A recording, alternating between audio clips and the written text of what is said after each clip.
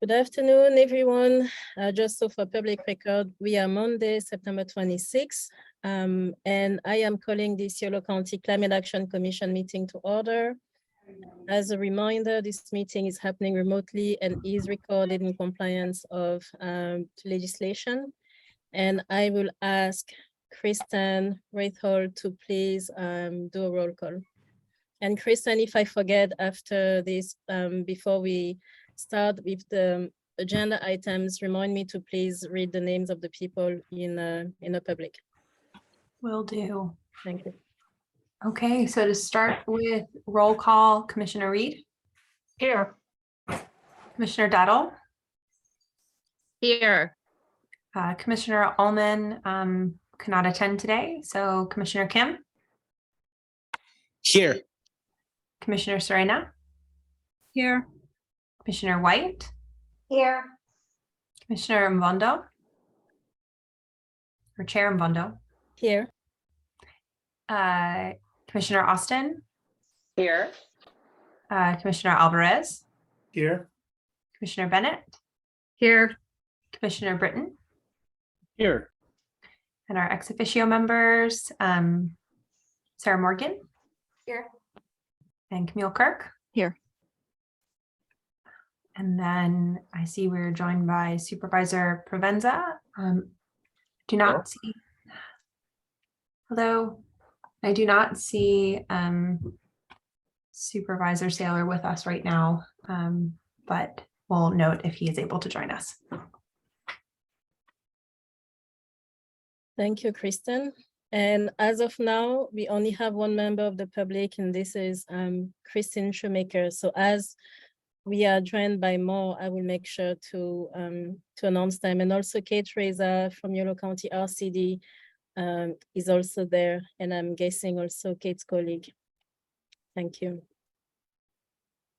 Okay, so I already announced that this meeting is being recorded. This was agenda item number 1. I suggest that we move on to agenda item number 2, which is land acknowledgement. Please refer to attachment A, and I will ask Commissioner Serena to please read the land acknowledgement for us. Thank you. Yes, absolutely. We should take a moment to acknowledge the land on which we are gathered. For thousands of years, this land has been the home of the Patwin people. Today, there are 3 federally recognized Patwin tribes: the Kachil Dehe Band of Wintun Indians of the Calusa Indian Community, Quetzal Dehe Band of Wintun Indians, and Yocha Dehe Wintun Nation. The Patwin people have remained committed to the stewardship of this land over many centuries. It has been cherished and protected, as elders have instructed the young through generations. We are honored and grateful to be here today on their traditional lands. Thank you very much, Adelita. Now, let's look at agenda item number 3. So I'm asking you, do you approve of the agenda as you received it, or are there any modifications that you like made to it?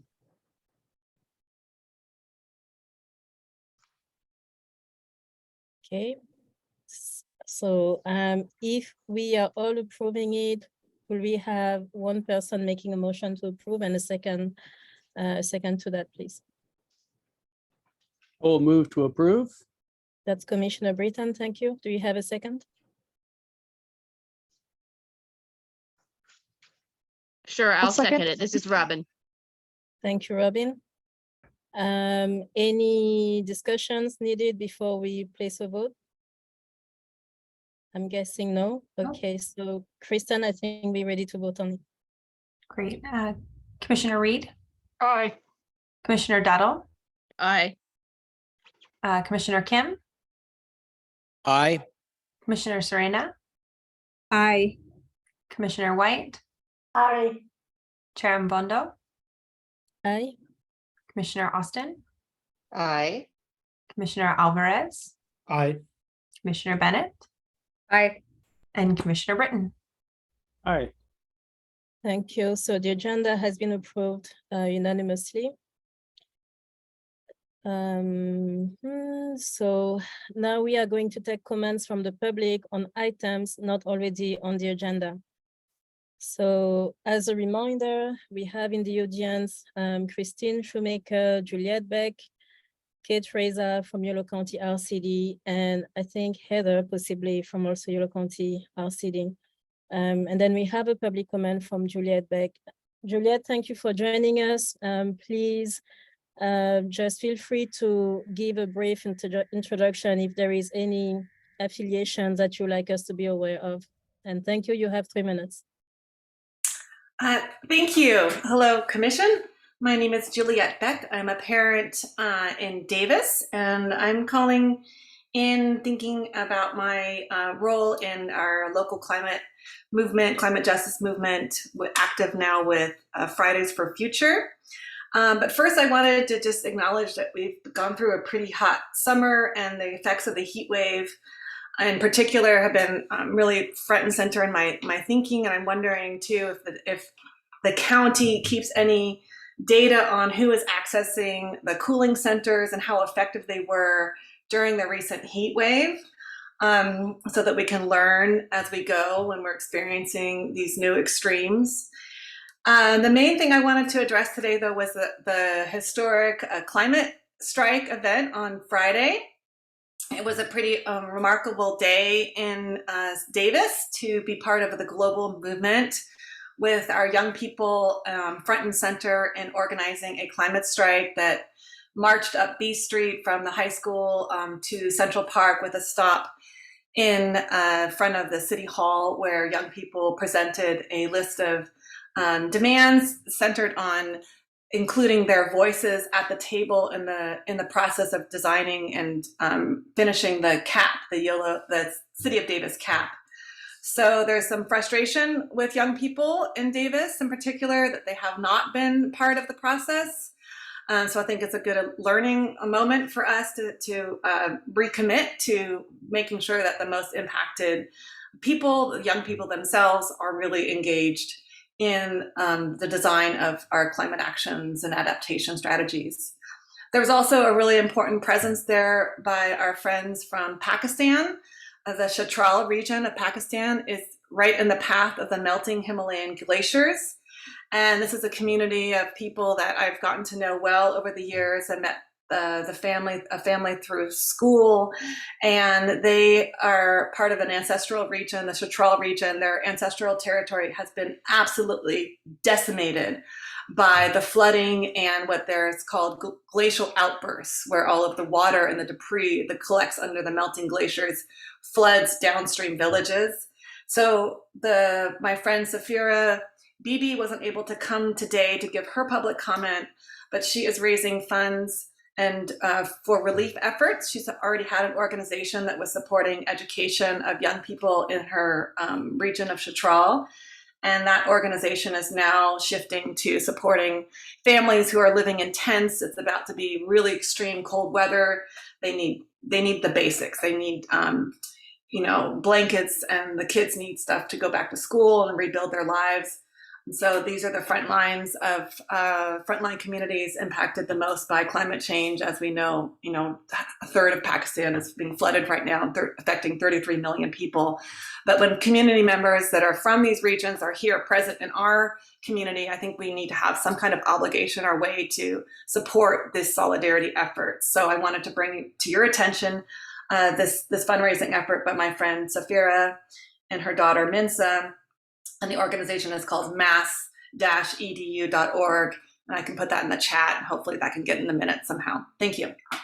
Thank you very much, Juliette. So we usually, the chat is usually reserved for emergency if people have technical difficulties, but thank you for offering to share the information. And if you drop it, Kristen will get it. I would also like to encourage you and also reminder to our members of the public, thanks for sharing the fundraiser. Remember that you can reach Kristen by email for any announcement that you'd like to see in the Commission's newsletter as well. So that will go out to everyone who subscribed to it. But Juliette, thanks for sharing. What you shared is on public record. And again, thank you for attending this meeting. Juliette, can you repeat the website that you mentioned one more time, please? Yeah, it's called MASS, MASS -edu.org. Great. Thank you so much. Thank you. Thanks, Juliet. Do we have any other comments on items not already on the agenda from the public? Okay, I don't see any hands raised. I would like also to welcome Commissioner Saylor. Thank you so much for joining us tonight. Let's look at agenda item number 5. So please refer to attachment B about the meeting minutes from our meeting in August. So any comments on the meeting minutes as you receive them? Any modification needed? Okay, I don't see any reactions. Are we ready to approve the minutes as we receive them? I need someone to please make a motion. I'll move to approve. This is Commissioner Britton. Thank you. Do we have a second? I'll second. This is Commissioner Bennett. Thank you, Commissioner Bennett. Any discussions needed on this item before we vote? Okay, and I think we're ready to vote. I see something in the comments. Thank you, Juliet. I'm going to read out loud what Juliet wrote for people who can see it and who will be listening on later. Solidarity with Pakistan, meaningful acts towards sustainable action, www.mass-edu.org. Thank you again, Juliet Beck. And Kristen, I believe we're ready to vote. Thanks, NJ. Mhm. Commissioner Reed, Aye. Commissioner Daddle, Aye. Commissioner Kim, Aye. Commissioner Serena, Aye. Commissioner White, Aye. Chair Mbondo, Aye. Commissioner Austin, Aye. Commissioner Alvarez, Aye. Commissioner Bennett, Aye. and Commissioner Britton. Aye. Okay, so the minutes of August 22 have been approved. Thank you all again. Moving on to agenda item number 6, and I'm excited to report that so far we are right on time. So let's keep up the good pace. We are going to listen to the staff announcements and reports. And Kristen, you have the floor. Thank you. Okay, well, I will try to keep us under 30 minutes if at all possible. But my the first staff announcement is an introduction and welcome to our new Civic Spark Fellow, Gretchen James, who's with us today. She will be serving 1 year as an AmeriCorps member through the Civic Spark Fellowship Program with the county. Today is her first day, so a packed day ending with a evening meeting. But I want to give Gretchen the chance to introduce herself and to say hi to everybody before we move on to any other announcements. So Gretchen, I'll pass it over to you. Thank you, Kristen. Hello. I'm Gretchen. I'm the new Civic Spark Fellow. I'm serving with Yolo County for their Climate Action and Adaptation Planning Project. I'm a recent graduate from Loyola Marymount University. I got my degree in environmental studies with a minor in media, both of which I plan to incorporate into my work with the county. I'll be working closely with the sustainability team, focusing on outreach and communication efforts, and hopefully we'll be able to assist in some of the early action projects as well. Thanks so much, Gretchen. You will all have the chance to interact with and get to know Gretchen as she starts joining meetings and working groups and everything else over the next couple of weeks and months. So thank you. If everyone can give a warm virtual welcome to Gretchen, we're excited to have her on board. Thank you. So our next update is on the California Climate and Energy Collaborative Forum. So NJ, Adelita, and Supervisor Provenza and I all had the chance to attend this forum last week, put on by CivicWell, formerly the Local Government Commission in San Diego.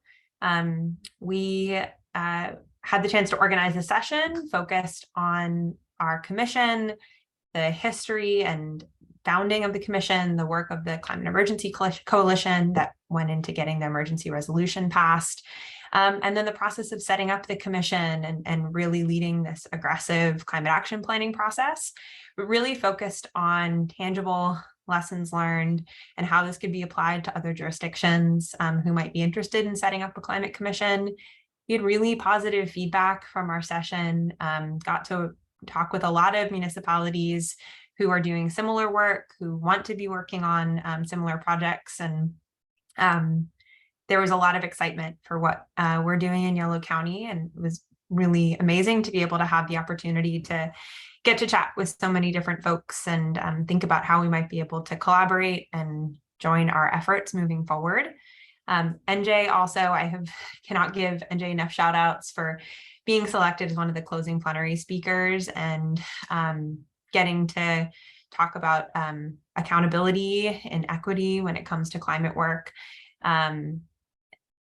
close out the session, the whole conference with her remarks. And so I want to give Adelita, NJ, Supervisor Provenza, if any of you want to share any updates or thoughts on some of your takeaways from the event, would love to hear from you all, not just from me on this one. And Kristen, if it's okay, I'll call on Adelita to share first, and then Supervisor Provenza, and I'll close. Thank you. Sure, no problem. It was a wonderful experience to be there representing our commission and the efforts to get to where we're at right now, and really sharing the journey that got us to this point. So that was really, I feel, it was nourishing for me to kind of relive that experience, but also share that with others that are looking to do the same in their counties or cities. I felt the connections we made there with other jurisdictions was really strong. I feel like those connections were extremely valuable and was one of the strongest takeaways.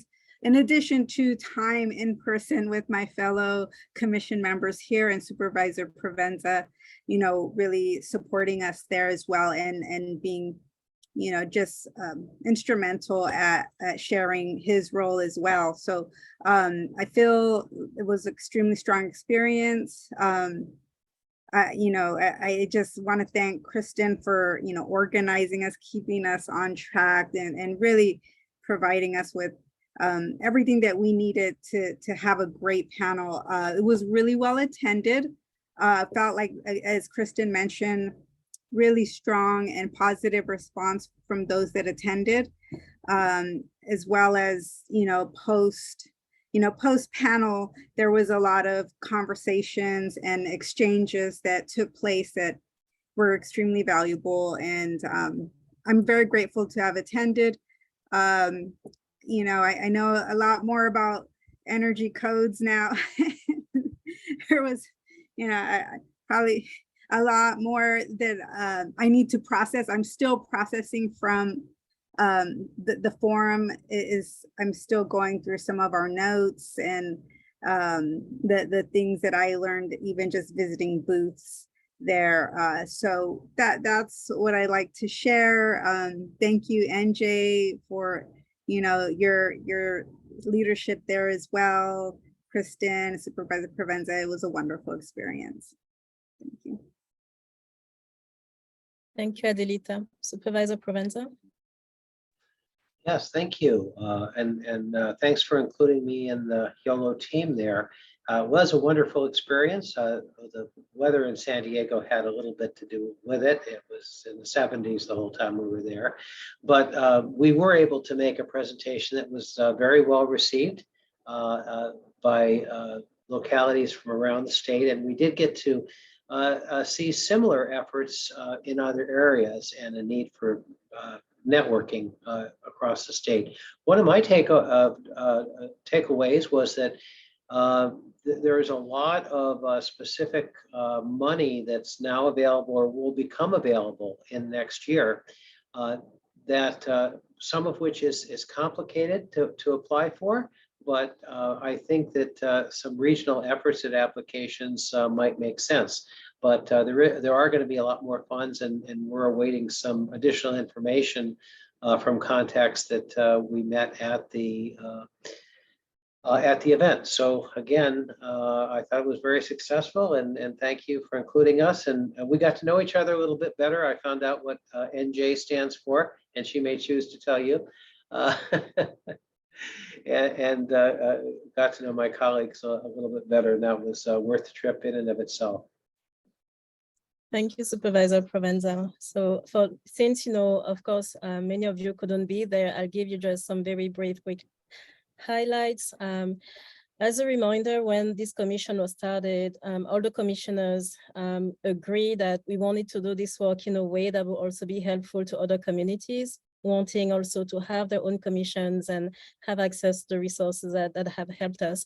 So I would like to share that this goal, we are achieving it gradually as we're moving forward, because we had many people in attendance, the majority of people in a breakout session asking us, how they could also create a climate action commission where they live.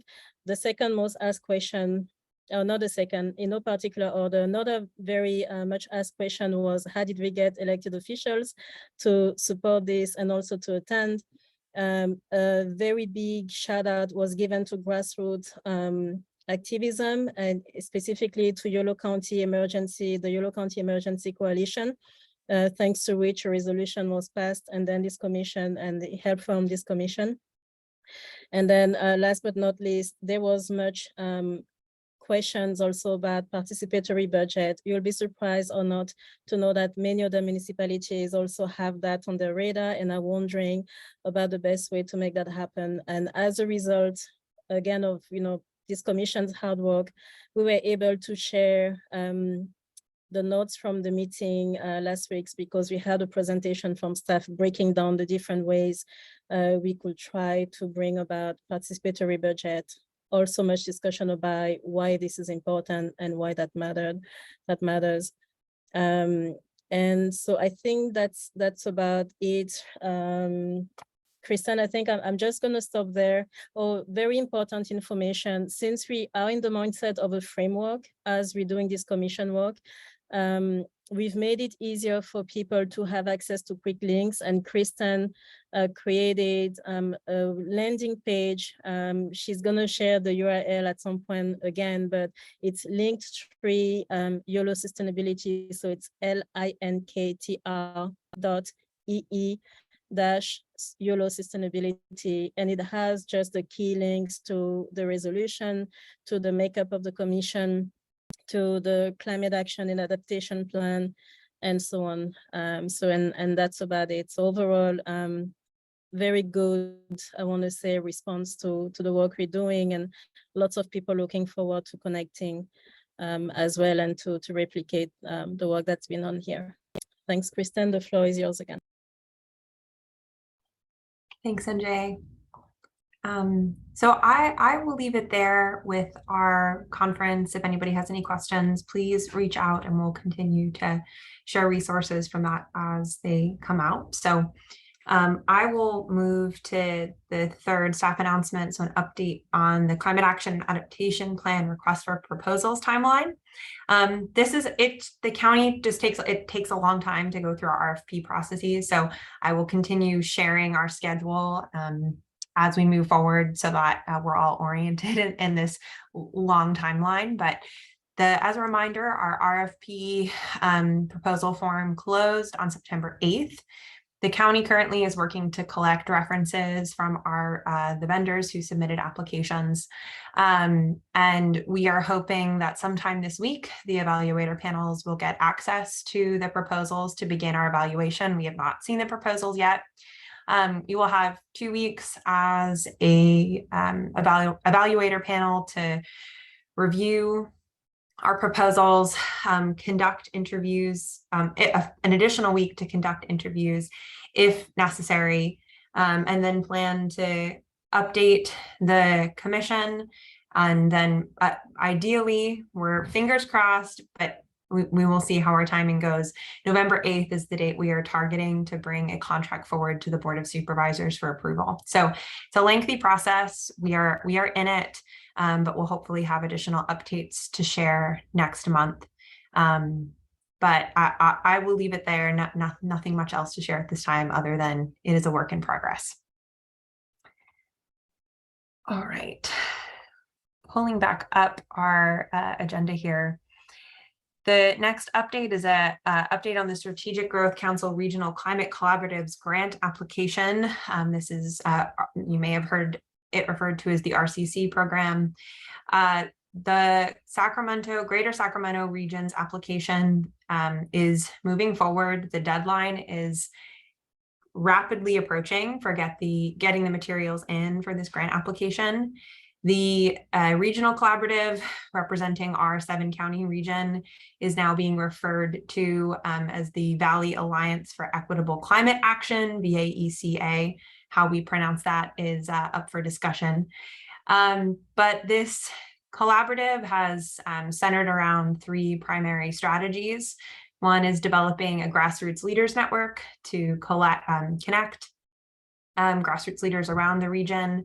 The second is creating a one-stop shop repository, sort of doing a needs assessment for the region in terms of climate assets. And then a third piece is creating a framework per se for equitable climate action, how based on conversations with public agencies, with grassroots leaders, what do public agencies need to be doing to better center equity in their planning efforts? And how can the collaborative, as this group that connects public agencies, nonprofit groups, activists, really put forward a strong framework for how the region can be centering equity in our climate action processes. The county, in the sort of late stages of the grant application process, was brought into the fold because of the work of the Climate Action Commission, the work that we're doing as a potential funded partner if the application goes forward, specifically to support that third component on developing a framework for equitable climate action. We will see how the grant application goes. It is due, I believe. I'm looking to NJ, who's been a really critical part of this conversation, supporting our strategy. I believe the application is due next week. We're doing our final pieces to get everything in place with the group, but we'll keep you all updated as this moves forward. It likely won't be until the winter until any decisions are made. There's a tremendous amount of interest in this grant program, and going to the forum last week, heard of a lot of really exciting, innovative applications that are being put together for these regional collaboratives around the state. So I'll leave it at that. NJ, is there anything else that you wanted to add as somebody who's been really involved in this process? I think you've covered everything. I think one of the aspects that I'm most excited about is just the possibility for different partners to be aware of the work that's being done when it comes to climate action adaptation plan, as well as resilience hubs and all of that. So I think this will be good for the commission in terms of just being aware of all the other efforts that already exist, and that might also just be cutting down maybe on some of our work in terms of not starting something from scratch, but being able to access and use existing resources. Definitely. So a few more updates, and then I will end this block of updates, and we'll see if there are any questions from folks. So the next is an update on funding for the sustainability analyst position. This is an exciting update since I sent out the application, or since I sent out the agenda for this meeting last week. We've spoken with the county administrator's office and with Department of Financial Services, the county, and a decision has been made to fund this position. That being said, it's too late to have that represented in the board packet. It had already gone out. And so there will either need to be a motion made at the meeting to add this into the board, into the budget, or an amendment will need to be made afterwards. But having that confirmation that this position can be funded now is tremendous. This is huge. This will really give us the space to have staff dedicated right as our climate action and adaptation plan launches. As we mentioned, November is when we're hoping to finalize this contract. So this is coming at a really fabulous time and we're really excited. Please feel free to share any comment of support at our board meeting tomorrow. But I did want to share that update with you all because that's something that we are very excited about. And Robin, I see your hand up. Yeah, I want to know what happened. How did that pressure be brought to bear so that was given a higher priority? Yeah, absolutely. I can speak to that, but I also see Supervisor Saylor has his hand up. And so I don't know if this is something you want to speak to, Supervisor Saylor, before I jump in. Well, I think it, let's leave it as it is for how it happened. The next step is what's going to happen. So I think the issue for tomorrow is that the recommendation, because as Kristen mentioned, the process for putting the numbers in the right places was described as too far along to actually put it in as an appropriation this year. And so it's included as a contingency. And I think the action that Jim, I think you and I will want to push tomorrow is to make that an outright appropriation so that it's in place. And there are a couple of reasons for that.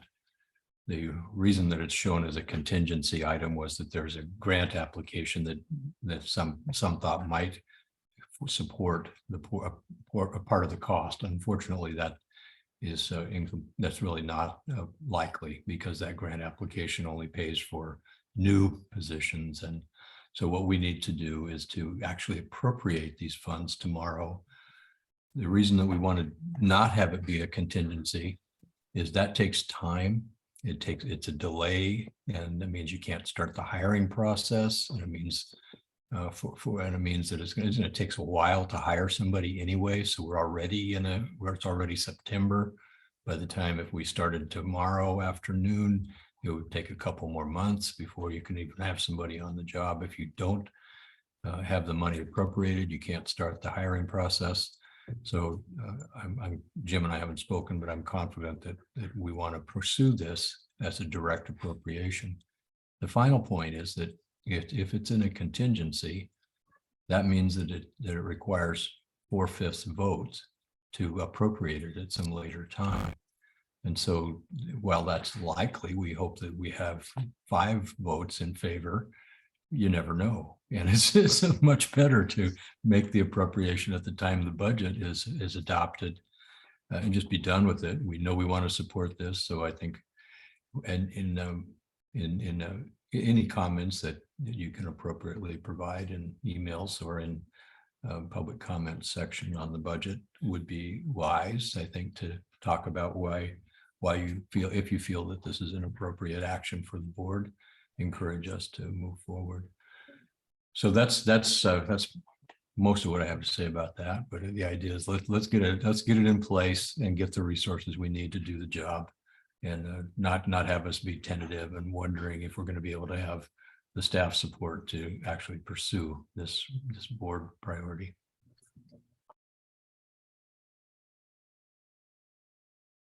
Sorry, I unmuted myself there. Thank you, Supervisor Saylor, for that. You described it much better than I could have. Supervisor Provenza, you have your hand up as well. I just wanted to agree. We do want to do this tomorrow. The grant clearly is not applicable. If some miracle happened and we got the grant, we could always give the money back. That never takes 4 votes. So I think getting the appropriation tomorrow makes all the sense in the world.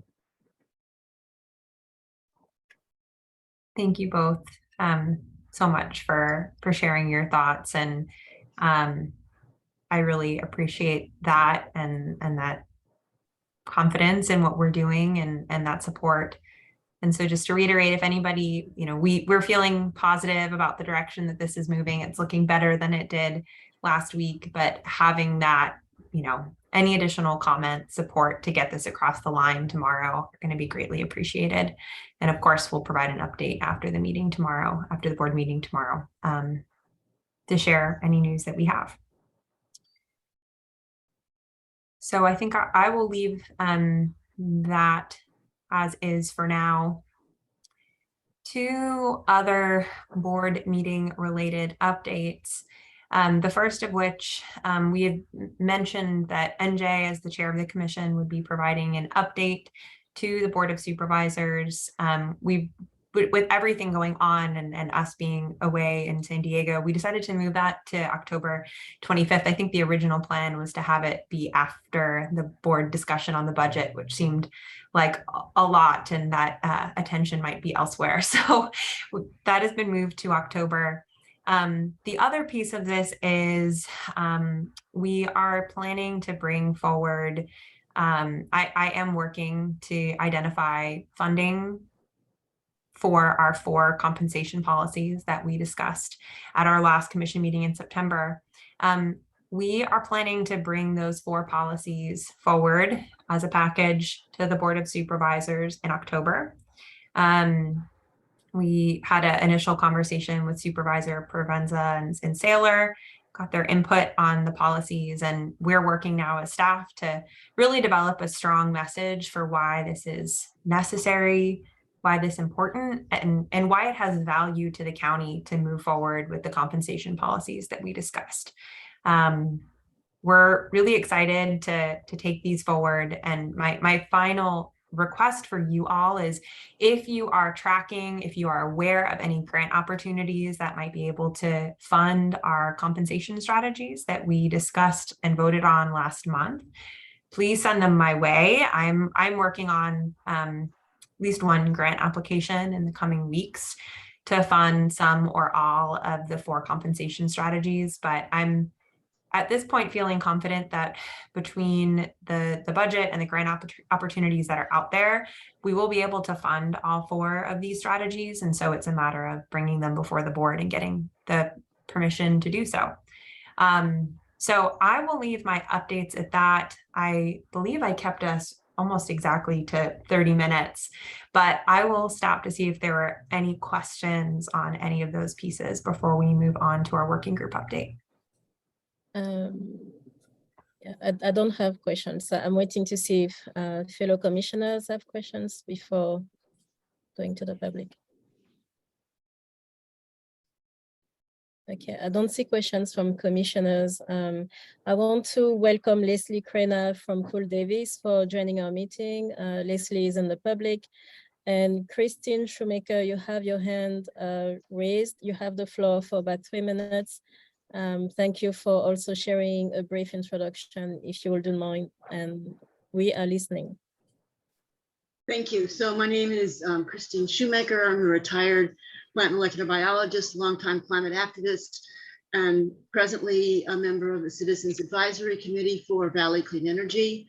And I just wanted to take a moment or two here to really thank the staff, the commission, and the electeds for all the work. When I was sitting here listening to the 30 minutes of what has happened, it's really quite amazing.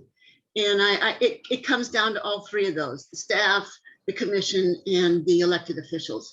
And it's really important, I think, that what you guys were doing down in San Diego, making it known broadly how we're approaching this and making it as much in the media as can be possible, both in Yolo County and throughout California, I think is a really important thing to do. So I give you kudos for all that. And I have one last question for Kristen, and it relates to ag and the ag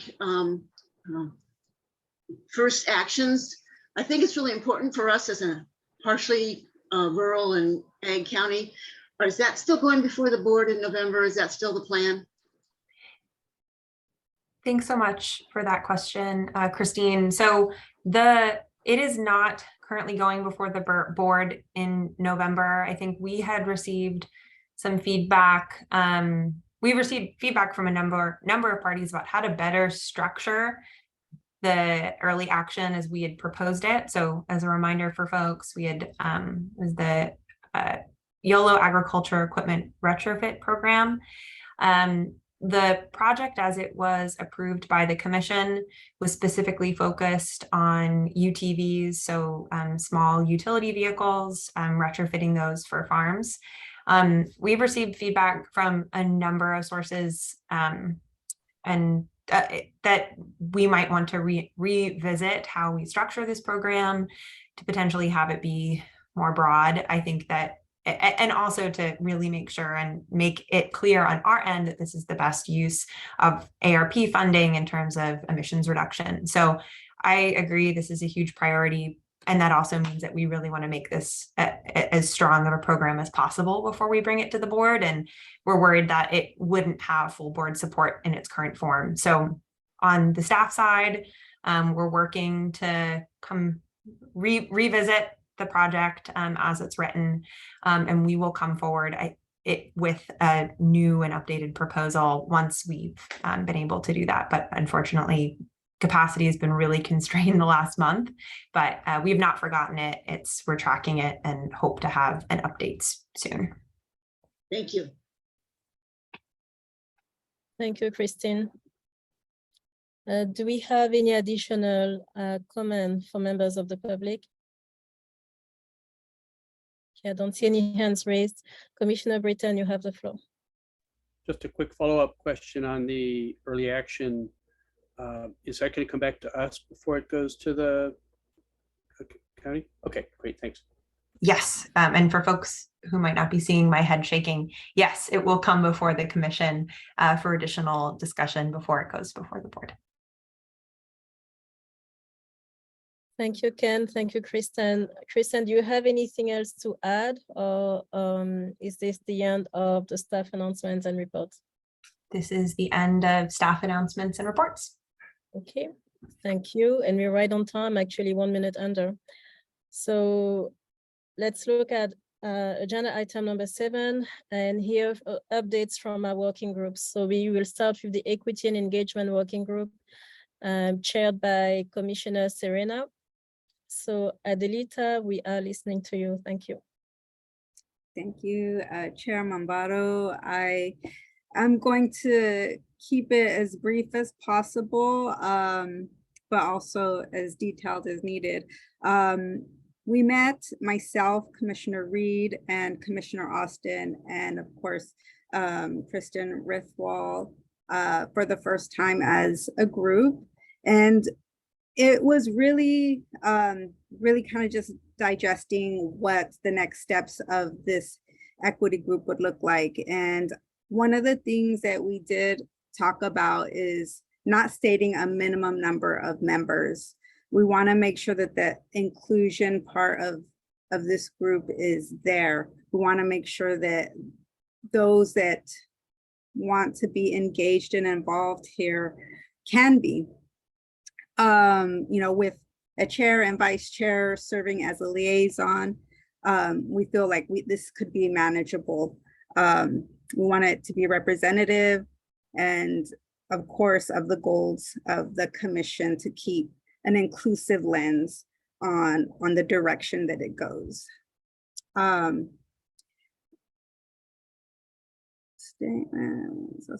Okay, yeah. I'm just kind of reading my notes here, sorry. Yes, meeting accessibility subject to the Brown Act will apply here to our equity group. Lots of things happening in October, as you continue to hear. So some of the decisions made will be presented in October. One is that the commission and subcommittees potential to be stipend will, you know, this was a conversation we had at our last commission meeting. And of course, we spoke about it here as well. And with that equity lens, we want to consider this for this group. You know, we want it to be inclusive. We want those who might have challenges to, you know, we want to be able to bridge those challenges. so that we can have like a very inclusive voice that we come back to. So I'm gonna go ahead and kind of give you all the recap. Right now, not including the stipend amount until after October 25th, once we have more information. We'll be considering a draft of what outreach and recruitment will look like and how to start announcing compensation for the future. We'll start thinking of a list of community members and organizations we want to have join this group, and how we'll be putting together the infrastructure. We'll be sending out doodle poll emails to see what times that this meeting can be as accessible as possible. And of course, yeah, we'll be sharing out the agenda if anybody, you know, is interested. And of course, outreach will be a huge part of this group, and we'll share those ideas back here as well. So I just wanted to provide kind of an overview of what was discussed. It was our very first equity meeting, and I want to open it up to Commissioner Reed or Austin to provide any kind of missing pieces. I kind of just gave a brief overview though.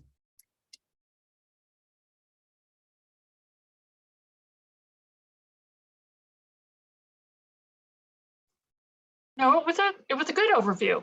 So I have nothing else to add, except that you were elected the chair of the work group, and Commissioner Bennett was a vice chair. Yeah. Commissioner Austin was Austin, sorry. vice chair. No worries. Was this ranked choice voting, Suzanne? We had an interesting process, but it culminated in unanimous decisions. I see Commissioner White, your hand is up. So in my role of being the technical person, the technical advisor to the team, we just finished our first two grant applications to the federal government, one for EPA, one for DOE, that has all of the federal stuff in it about equity and environmental justice. So it is not easy. They have a lot of different definitions and things to use. So I really think it's important that the equity and engagement group keep those in mind, because the more that we're thinking about these, the better position Yolo County is for the rain of federal money that is coming. Thank you for lifting that up, Commissioner White. And I would be happy to share the worksheets if we don't have them already. Yeah, please share them with all of us. That'd be wonderful to have as a resource. I will share them with Kristen, and then she can share them along. Thank you, Chris. Thank you. Do we have any additional questions for this working group, equity and engagement? Okay, I don't see any. If it is okay with everyone, I suggest that we hear the update from the Natural and Working Lands Working Group, and after we've heard it, we will also take comments from the public on both updates. Yes. Okay, so Kristen, I think we will be hearing from you. Thanks, Sanjay. So I will just briefly say that the Natural and Working Lands group, we have not yet met, and it is on. I need to send out a email to the folks who have volunteered for this, so that we can find time to have a discussion and get started. I know Kate and I believe Heather as well might be on the line from RCD. We're sort of at the early stages of what this might look like. And I know that they're also thinking about what our structure might be and when we might be able to kick it off. Heather and Kate, I don't want to put you on the spot at all, but if you have any anything that you want to share about the working groups, please feel free to raise your hand and I can elevate you to speak.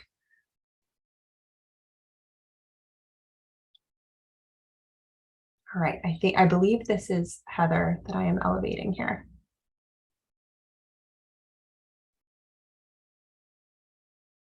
Hi, commissioners. I think Kristen went ahead and gave the update we have. We're still working with her on the scope of work and that kind of thing. And the first step is, after we get through that part, it would be, reaching out individually to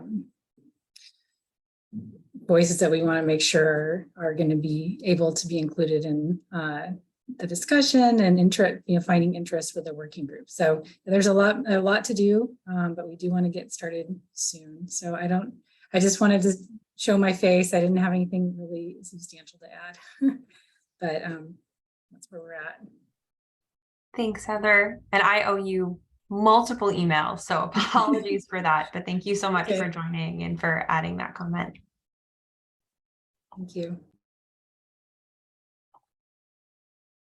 All right, so I think that wraps up our updates and pass it back to you, NJ. Thank you. Commissioners, do you have any questions for both working groups? Or okay, not at this time. Members of the public, do you have any follow-up questions for Kristen or Adelita regarding the two working groups? Okay, I don't see any reaction from the public. So I believe that this is the end of time on agenda item number 7. Thank you, Adelita. Thank you, Kristen. Let's move on to agenda item number 8. We're going to hear a presentation on UC Davis climate and sustainability planning efforts. And Camille Kirk is with us and is a UC Davis representative for the commission. Camille, thanks for being with us, and we are all ears. All right, thank you. I'm going to share my screen. And hopefully that is popping up for folks. Okay, excellent. Okay, so I sent, I believe it's in the meeting packet, a notes version of slides so that people could follow along. I did make 2 small amendments to the slides, one to incorporate some updated data and one to add an additional backup slide in case questions come up. But in essence, I'm going to walk you through, I heard from Kristen that folks wanted to hear about how we're organized, kind of what impels our action on sustainability, some things about what we've been doing. And then most of the time we'll be spending focused on the subject that's really relevant to this particular commission, which is our efforts on fossil fuel free planning and a climate action and resilience plan update. So I'll spend most of my time focused on that. I do have 40 slides, but I'm going to attempt to go through them pretty quickly. I think, Kristen, if it's okay with you and NJ, both of you, I'm happy to entertain clarifying questions. If I've said something that's inscrutable or something's unclear, I'd rather clear it up in the presentation, if that's okay with you. And then perhaps substantive or discursive comments we could save to the end. And like I'm explaining, I'll try to go through quickly enough that we'll have a lot of time, ample time at the end to talk. Thank you very much, Camille. And then also for members of the public, we have about 45 minutes on this item. So hopefully that'll be ample time. Thank you again, Camille, for listening. Okay, thanks. So how did we get started? Why UC Davis? Why are we doing sustainability at UC Davis? So we did start as the farm school of UC Berkeley back in 1906, and we have continued to evolve since then. But I would say that that means that in many ways, environmental stewardship and its evolutionary twin, sustainability, is in our DNA, if you will. I like to explain that sustainability at UC Davis is framed by 3 distinct but intersecting areas. We have our academics, so we do a lot of teaching and research and public service connected to our academic mission. around climate research and other sustainability topics. We have operations, so we operate a huge campus, the largest in the UC system, and we also have a major health system component of UC Davis, in addition to multiple offsite laboratory and other kinds of offsite facilities. And then I think the third thing that's an intersecting area but cuts across these are some of our institutional initiatives. And I'll be mentioning one in particular a little bit later on that's an interesting partnership around the United Nations Sustainable Development Goals. NJ? Yes, just a clarifying question. So when you say that UC Davis is operating the largest campus in the UC system, are you referring by large in terms of the departments, the students, or the surface? Very good. Excellent question. By hectares or acres, yes. We also have a formidable research program, but yes, by that I mean by the acreage, and that's a very good question, a clarifying question. I would also say that some of the other things that make it possible for us to undertake sustainability at UC Davis with the flavor and the flair that we have are having strong policies and strong leadership. I believe that we've been fortunate to have leaders that have been committed to making progress in this area while making decisions on many other things which are not necessarily related to sustainability, but every bit as important to the academic mission of the university and to other things that we have to get done. We don't only have sustainability to get done, we have other things as well. And finally, the other thing I would say, and I believe this is very true in Yolo County at large, we collaborate frequently and heavily.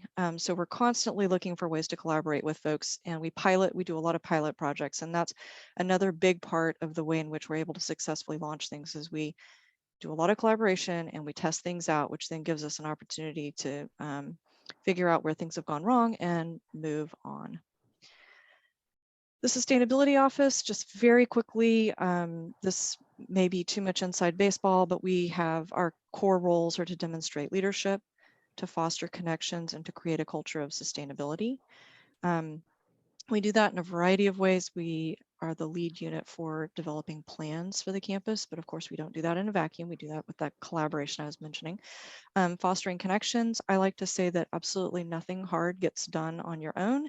It takes a lot of people to work on hard things, and the more people you have, the more likely you are to make progress. So we do a lot of work on fostering connections and then creating a culture of sustainability. So I feel strongly that you can't create a culture if you do not measure your performance and communicate about your performance, both the good and the bad, and find ways to engage people, both help them know how to take action and also involve them in building the actions. So we work a lot on trying to figure out how to engage the campus successfully, and it is an ever-changing effort.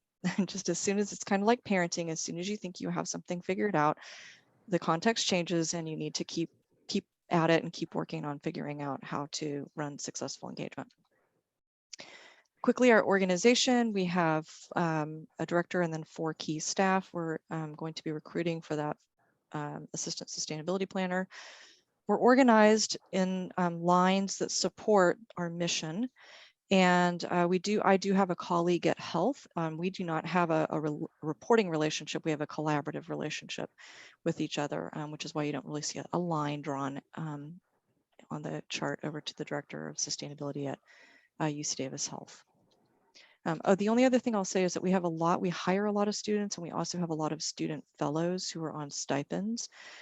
So our office generally has somewhere between 10 and 15 students affiliated with us in any given quarter, and we could not do the work that we do without our student staff and student fellows. I mentioned that we do a lot of collaboration engagement. We have partners all across health and over into all across campus and over into health. We also partner heavily across the UC system. So that's another thing. You were just at a county's meeting, a regional meeting, so you know perfectly well the benefit of best practices sharing. We do something similar in the UC. And then we do a lot of off-campus partnering, so clearly local and regional partnering, as well as international work. I mentioned we have these institutional initiatives. So one of the most unique and interesting and for me personally rewarding is work that we've been doing that we've really built a lot over the last 4 years in partnership with our Global Affairs Office and our Diversity, Equity, and Inclusion Office. And it's centered around the United Nations Sustainable Development Goals, which are 17 goals that inherently recognize that sustainability is about social sustainability as well as environmental sustainability. And when we talk about it and interpret it, I like to say, you cannot have a healthy planet unless you have socially and equitably served people, and you will not have social justice, you will not have equity if you do not have a healthy planet. These two things are completely knit together, and the Sustainable Development Goals recognize that and measure according to that. So this has been a huge step forward, I would say, in my time as a sustainability officer. We started out with people really having no understanding at all of why social equity and social justice, climate justice were important in this work. No understanding. In fact, if you brought it up, you got questions about it. Things like the Sustainable Development Goals have really helped us move beyond the traditional focus on, how much waste have you reduced and how much water have you conserved, all of which are important, but also all of which have definitely have social justice elements as well. So this has been a huge step forward in, I think, in our institution, and I would say in sustainability writ large. And you've just been talking about it, so you're obviously well acquainted with this idea too. So for us, this has been really important. We've done one of only 2 that we know of voluntary university reviews in the country. The other one was performed by Carnegie Mellon. They were just ahead of us in their process. And this is a way of kind of downscaling a national review to look at what have we done at UC Davis in 4 different areas: teaching, research, service, and operations, to advance the agenda of the goals and to help meet the targets of these goals. And this has been a really instructive process. I think it could be very useful to look at maybe some of these goals as part of the way in which you're tackling your climate action and adaptation planning process. Certainly, number 13, climate action is an obvious one, but there are several others here that would fit well as in addition. So cannot speak highly enough about the work that we've been able to do and the value of using these goals to give that natural coupling of social justice and environmental justice. A lot of representation and service. I won't spend much time on this, but because most of you have seen me in other forums on that big left-hand list, I will just quickly mention, though, that some of the UC committees that I have served on and been very active on may have over time we can maybe bring in some of the content from that into your climate action planning process. In particular, work that we've done on offsets and work that we're preparing to do on resilience planning. So I will continue to be a conduit of bringing information from that work system-wide into this group. And then I'll just quickly make a mention of engagement. So I mentioned that engagement's super important. I actually think it's the biggest challenge. I know that probably sounds crazy. Why isn't money your biggest challenge? Everybody always needs more money. That is very true. I will say money goes where engagement is. And so if you can have your leadership and your community members committed and engaged, you can make progress. If they're not interested, you will not make progress. So I think engagement is A, the hardest thing, and B, the most important thing about this work. We do a lot of different types of things to try to create engagement on campus. And like I mentioned, we're also always trying new things and trying to see how we can evolve our programs to meet changes in our campus culture, in the way in which people are talking about these subjects out in the bigger world.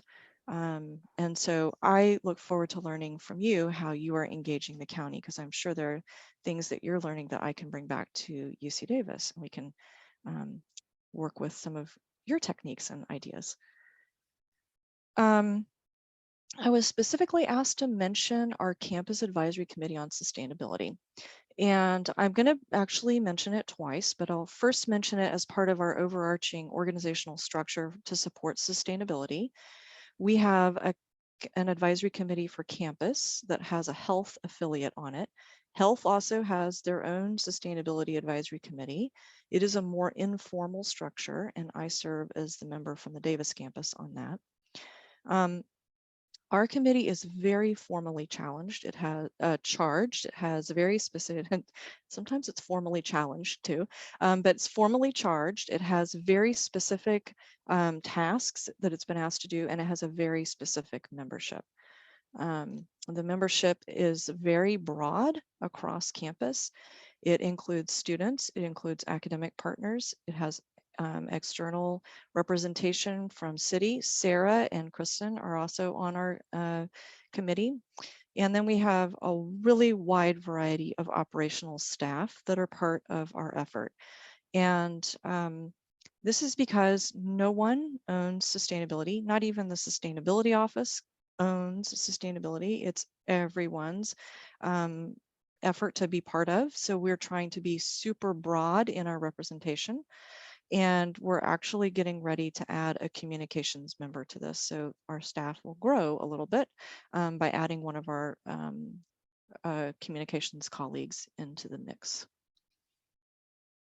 So that brings me to the part where I'm going to talk a little bit about performance and set the stage for why do we even emit greenhouse gases. We are, as I said, we are huge. We have an awful lot of built square footage. I've represented it in square meters and square feet because I give this presentation to a lot of different groups, and some people I talk to think in hectares and square meters, and some people think in acres and square feet. So it's in both here.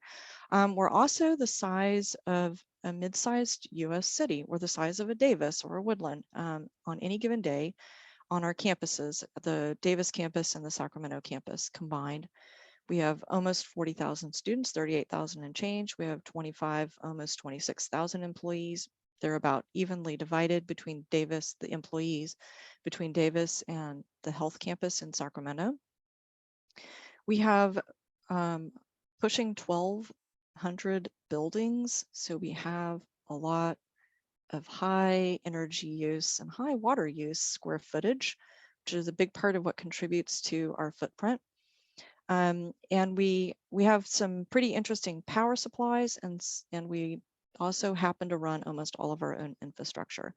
And that's kind of a quirk of us growing very quickly at a certain point in our evolution, and growing honestly faster than the city of Davis would be able to provide services. So we ended up building a lot of our own services that would be like you'd find in any municipality. So we have our own electrical substation. We have our own wastewater treatment plant. We are a registered small water supplier with 3 different water supplies, groundwater and 2 surface water supplies. We used to operate a landfill. We have closed that. We run the bus system for the campus and the city of Davis. The city of Davis, it's an amazing partnership, Unitrans. We receive the city's transportation, federal highway transportation funds, and we then have a bunch of campus money from student fees and other campus sources to combine together to offer a bus service system that would not be possible at all in a city the size of Davis were it not for this partnership, this collaboration. We're also very science intensive, and we have a lot of wet lab space. We have a huge amount of energy and water intensive uses on campus. So we are a very big energy user. Right now, when we measure our greenhouse gas emissions, the Davis campus, which is much larger than the Sacramento campus, contributes about 56% of our greenhouse gas emissions, and the Sacramento campus contributes about 42%. And that's partly because they're running a cogeneration plant, which is a beautiful technology, except that it uses, at this time, fossil natural gas. And then all of our outlying facilities together are 1.5% to 2%. So they're very, very, very tiny. but we don't want to forget our small facilities. So we do look at them as well. We all, not just the UC, but you as well in the county, all have a lot of regulation to abide by, both federal and state.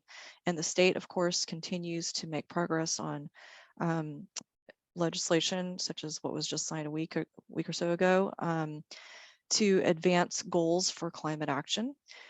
We also have many other kinds of environmental regulations that we're meeting that also have an impact on the way in which we tackle climate action. So our building codes, our energy codes, Title 24, a lot to do with water and waste. These all have intersections with our climate action. In addition, over on the campus, we have a number of voluntary commitments that we have chosen to be part of, or are part of our Board of Regents guidance and requirements of each of the UC campuses. So the first, which I will spend a little bit of time on, is our UC Sustainable Practices Policy. This is super important for us. In it, we generally tend to go beyond state. We try to set targets that are beyond state requirements so that we are in a leadership position on sustainability. The policy is super critical for compelling action. It's also its own kind of challenge. So we'll talk about that a little bit more. We've signed some climate leadership commitments that are part of higher education. Predominantly, there is a healthcare pledge that we've also signed.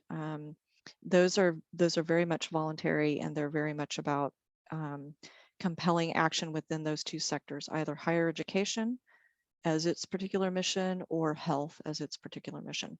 And then we're also the only UC campus and one of few in the United States that conducts nitrogen footprint inventorying. And we do this because we feel that it's very important as the leading agricultural research institution in, some might say, the world, like me, or at least in the United States.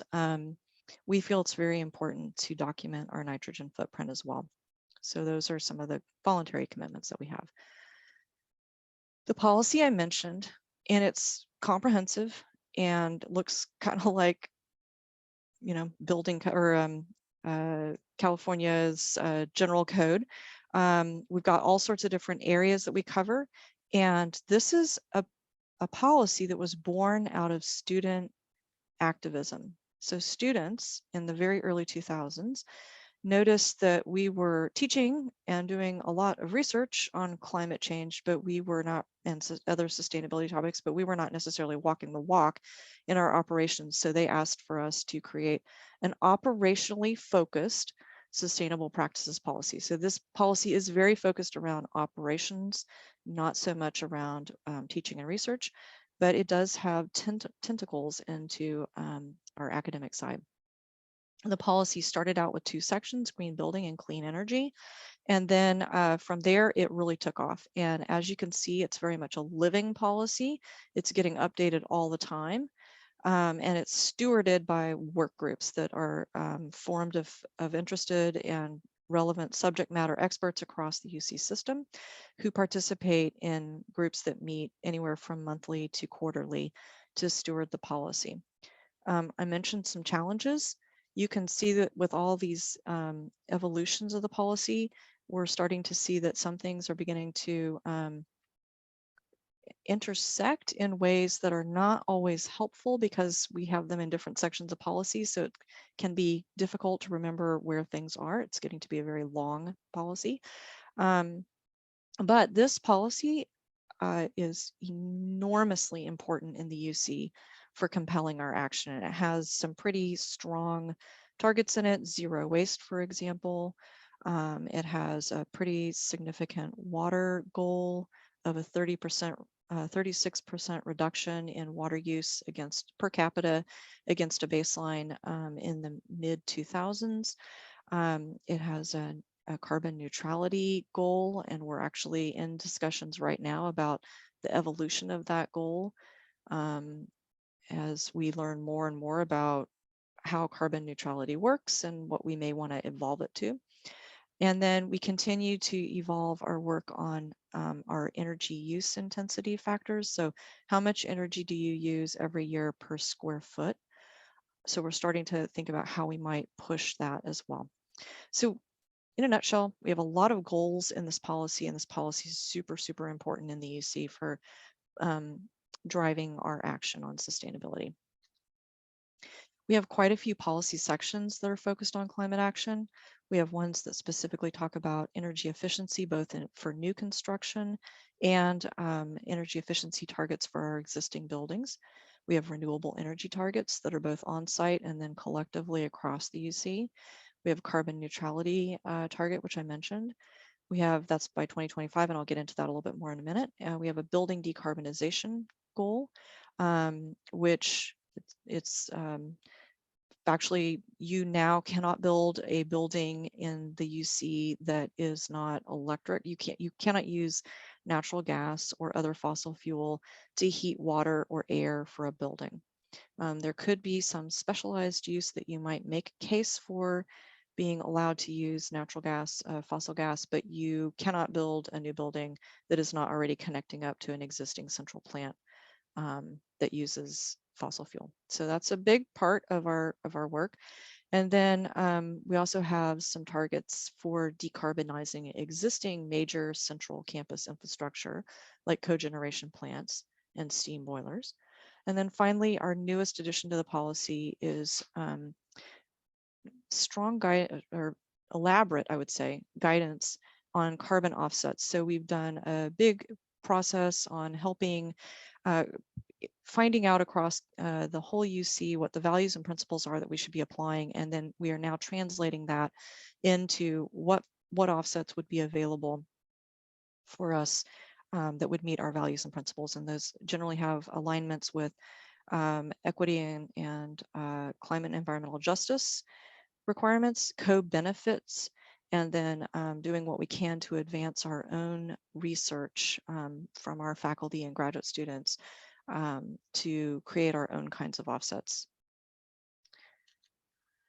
I mentioned briefly that we spend, I think I said that I don't believe that we can do, we can't make a case for sustainability if we're not assessing our own performance and then communicating about it. So we do a lot of this. In higher education, there's a very specific metric system called STARS, and it's built for higher education so that we can assess our performance in research and teaching and co-curricular activities. It also has a whole big section on operational practices. So in addition to that, we also every year, all of the UC campuses report our performance to the Board of Regents in an annual report that's presented in January on our progress towards those policy goals that I was just talking with you about. So that comes out every year. So we're assessing our performance routinely in a variety of different ways for how we're doing on sustainability efforts. So that sounds great. We've got policy, we measure our performance. What are we doing though? Yeah, anything? Yes, we are doing a lot. So let me tell you a little bit about that. Green buildings, we just had 2 new buildings certify with LEED Platinum status in the last 2 months. So we continue to progress in that. I think probably most of you are familiar with LEED, but in case you're not, it's a building certification program that has many different areas. It actually looks a little bit like our policy in that it has things on transportation and building materials and energy use and water use. And all of these add up, they have points associated with them. And there's a level, you can get certified, you can get be silver, be gold, be platinum. It has this kind of escalating scale. And all buildings in the UC are required, unless they're not eligible. There are certain kinds of buildings that are simply not eligible for LEED certification, but they are required to be certified in this now international system. So we've been at this for a while in the UC, for about a decade, a little over a decade, or I guess about a decade. And we're starting to learn a lot about how to put these buildings together. We're also starting to learn about how you have to push yourself to not just chase points, but actually really look for the actions that align with where you need to put your effort at a higher education campus in the buildings that you're building. The buildings that I have represented up here are some of the most difficult types of facilities to green up. We have an art museum that's LEED Platinum. That's a very challenging environment because you have to have a lot of environmental control. You have to have humidity controls and temperature controls so that you don't harm your art and artifacts. We have what we believe is the first LEED Platinum winery, brewery, and food science facility in the world. And this is a really innovative and also very tricky kind of thing to deliver. Wine is inherently a big carbon dioxide producer in the making. So there's a whole lot of work that's been done to advance technologies and put systems, make the building accessible for systems that can advance climate action in different ways and can be a laboratory. So there's a whole kind of academic connection, research connection to the sustainability elements of this building. Tahoe is one of our very first LEED certifications, Platinum also, and it's in a high alpine environment, which is a pretty tricky place, geographic typology to get a LEED certification in because of the energy challenges. So we're pretty excited about that as well. And then there's West Village, which many of you have heard of, and it's the largest planned zero net energy community in the United States. We've been doing a lot of work on energy efficiency and conservation. This table, this is one of the slides that I updated. So we've saved about 21% off of an initial baseline back in 2009 of kilowatt hours and 23% of therms of natural gas. We have an additional chunk planned. Those percents are actually cumulative. The 7 million additional would bring us up another 3% to about 24%. I'm going to talk to you about hot water conversion. That's a whole separate project, but pretty exciting and a big part of our climate actions. That doesn't net us any kilowatt hours savings because we'll actually need to use a lot of electricity to do that, but it's going to net us a huge amount of fossil natural gas savings. So we're quite excited about that. And then over on our health campus, they're getting started with a bigger energy efficiency program. So they have smaller targets right now, but they are also making progress as well. So I mentioned the hot water conversion, which we actually call the big shift at UC Davis. And what it is an effort we have district steam heating for almost 70% of our building square feet on the Davis campus. It's the steam is created, the district heating is steam heating, and the steam is created by using these huge boilers. They're like basically a room-sized piece of equipment. And we make steam and send it around through pipes to buildings, and each building then takes the steam, and that building has basically what's called a heat exchanger that tamps it down to a temperature that occupants in a building can stand to be in. There's a lot of inefficiency with the steam system. At one time, it was an innovative, wonderful technology. It is no longer viewed as an innovative, wonderful technology anymore. And we are really excited to be finished with our first phase, the phase that has the red dashed line around it called Hutchison Quad.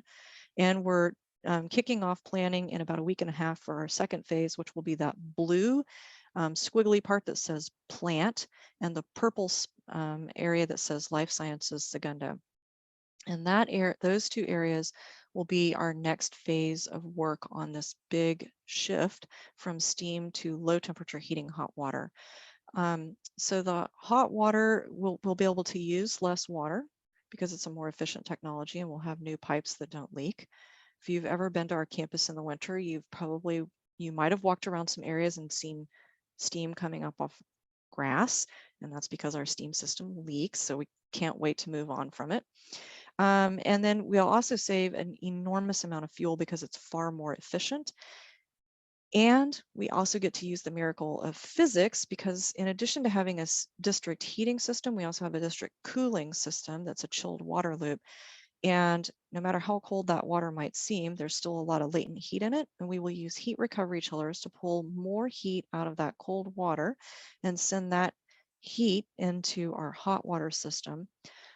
which will get us a long ways towards meeting our ultimate goal of electrification. And then to get over the finish line for this, we will be putting in most likely ground source heat pumps, or sometimes people call it geothermal, which will enable us to get through shoulder seasons in winter when we don't really use enough chilled water to make all of the heat that we need from those magical heat recovery chillers using the beautiful principles of thermodynamics. So we also invest a lot in renewable energy sources. We've got a 16.3 megawatt system on South Campus. I'm going to show you that in just a second, a beautiful picture of it. We've got another 900 and change kW on rooftops and parking lots. We mentioned that we have there's 4 megawatts out at West Village. We don't actually we don't count that for UC Davis. It's attributed to West Village, which is a third-party project with us, independent developers. But we get asked a lot about it, so we've just listed it here so that people know how much is installed out there. We also have a biodigester, which can take organic waste and then turn it into biogas. We're studying right now what to do with that biogas. We had to remove the microturbine that was it was using the gas to create electricity, and the microturbine turned out to have too expensive of a long-term maintenance contract for us. So we're working on figuring out our biodigester. And then we purchase a lot of green electricity. So we have a lot of offsite purchases of both electricity through renewable energy certificates and then biogas through our UC Office of the President system-wide efforts. Because of all of this green electricity that we've been able to secure in terms of supplies, we've significantly greened up over the last 7 years, although we're still working on our inventories for 2020 and 2021, so I don't have those pie graphs up here. But we continue to make progress, and the whole system has a goal of 100% clean electricity by 2025. So by 2025, our Scope 2 emissions for electricity will be 0, which will be a huge boon for us, especially as we then begin to electrify more and more of our campus infrastructure and fleet. And I mentioned that we had that 16.3 megawatt solar power plant. It is behind the meter. It does feed directly into our substation. It is really exciting to have it. It is also, I think, one of the greatest arguments for why energy efficiency is so incredibly important. Look at how big this is. This is 62 acres or 25 hectares. This is really big. This is basically, for those of you who've been on the Davis campus, from the Death Star over to the Arc, from the MU down to Hutchison past Shields Library. It's big. And this produces about 1/7 of the electricity that we need in any given year just for the Davis campus. It's wonderful. We love having it. It's really great. It also uses a lot of land, and it's a total argument for why energy efficiency is so important. We need to use less so that we install right-sized renewables. So I'm going to talk a little bit about some of our hot issues. I'm not going to focus on zero waste and drought. If we do want to talk about that, I have some slides at the back, but what I will focus on relevant to this group is fossil fuel free pathway plan and climate action plan update.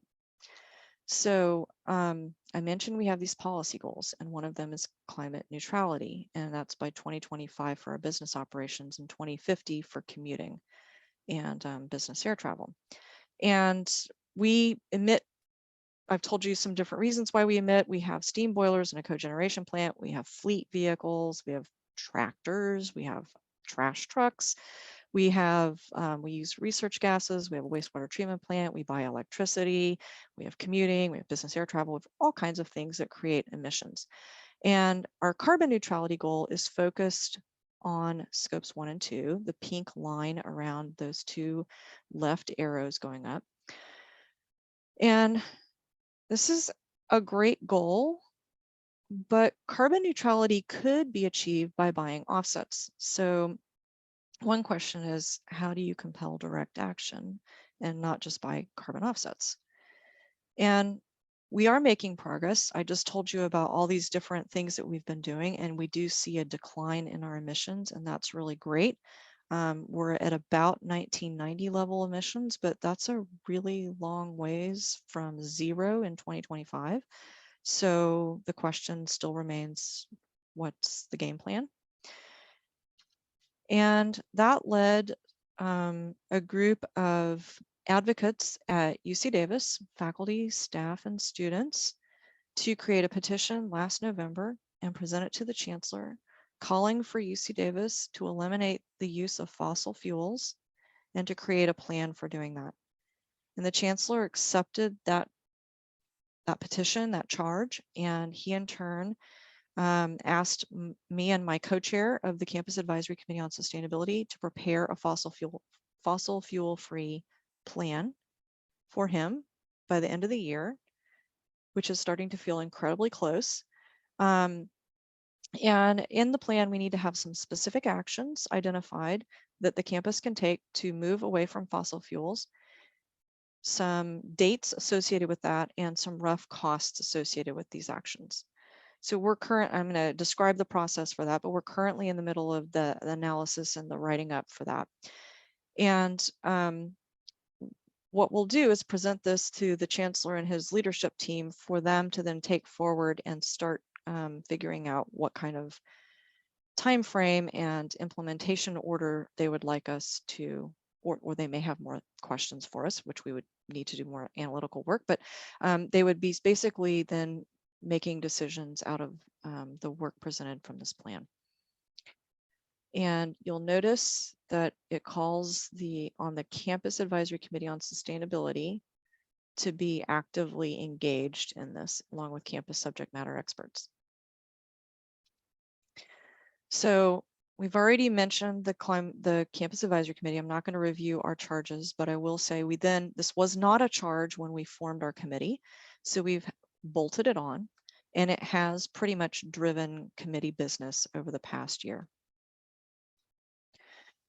The first thing that we did, Jim, my co-chair, and I, when we got this charge, was realize, well, okay, success is going to require that we set a definition for what fossil fuel free is, because if we go all the way, to like say now, and we discover that everyone has really different ideas of what this means, we're going to be in a pickle because we won't have any way of agreeing upon what it is we're putting into this plan.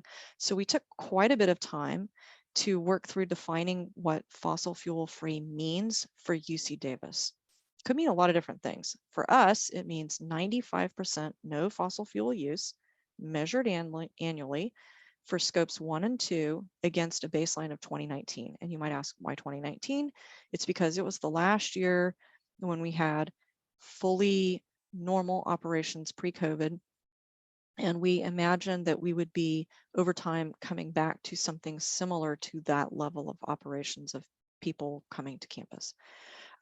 We acknowledged that scope 3 is an issue that we are looking at. We are, and I will tell you some about that we're looking at. So we are not ignoring it at all, but we are focused on our operational control. Kristen?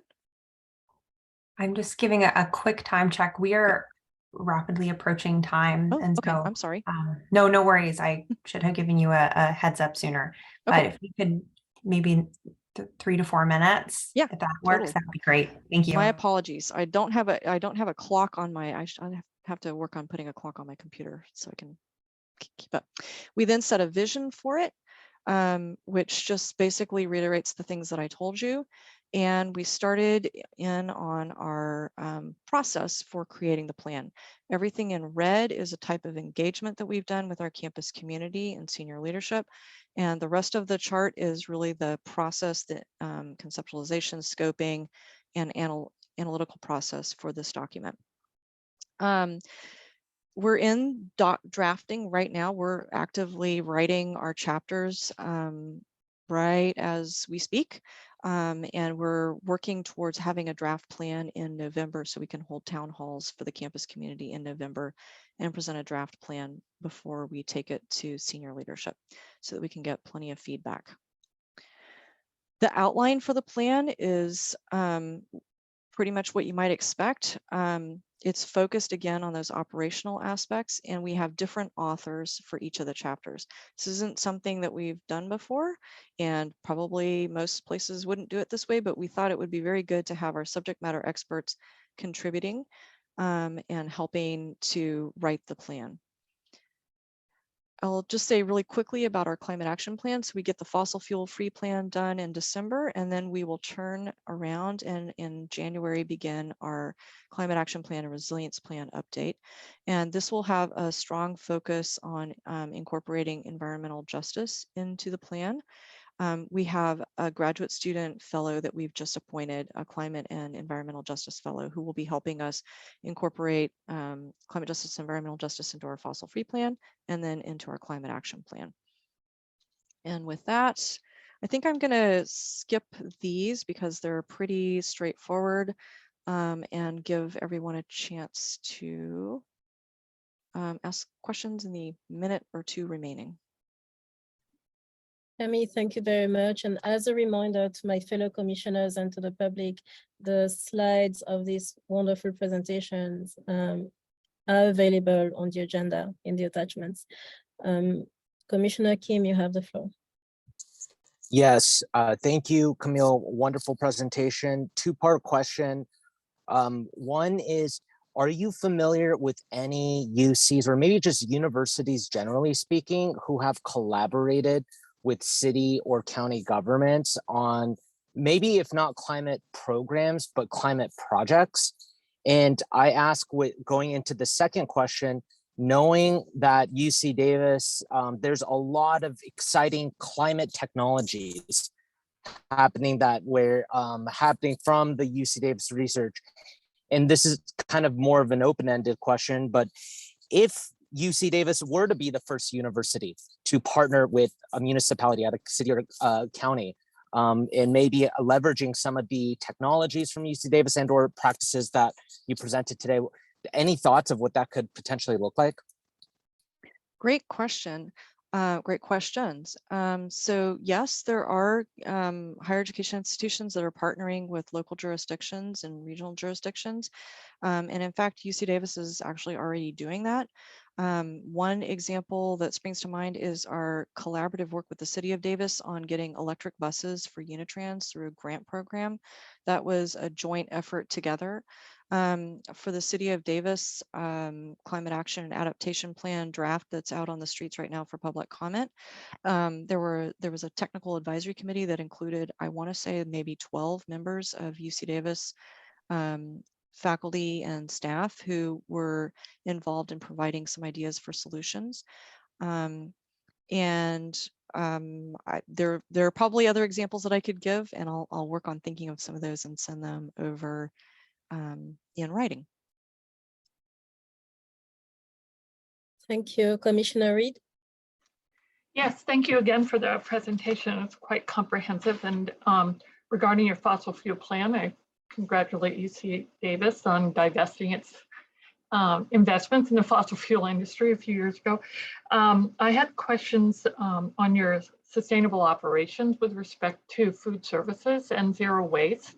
And I see that there's quite a little bit of activity in that area from your chart. Is there a system or almost a closed system of food waste and edible food recovery and the agricultural production activities of the campus that feed into your food services operations?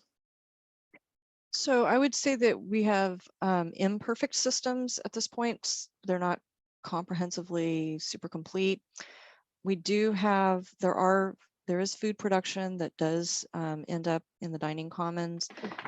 Specifically our Russell Ranch Sustainable Ag group produces wheat and tomatoes that get used in the dining commons.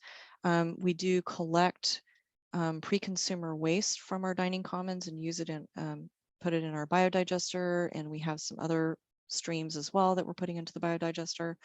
But in terms of a perfect circular economy on that, we have not met that by any means. And I don't think it would be possible for us to completely produce all of our food for our dining commons on our lands and meet our research objectives and other things. And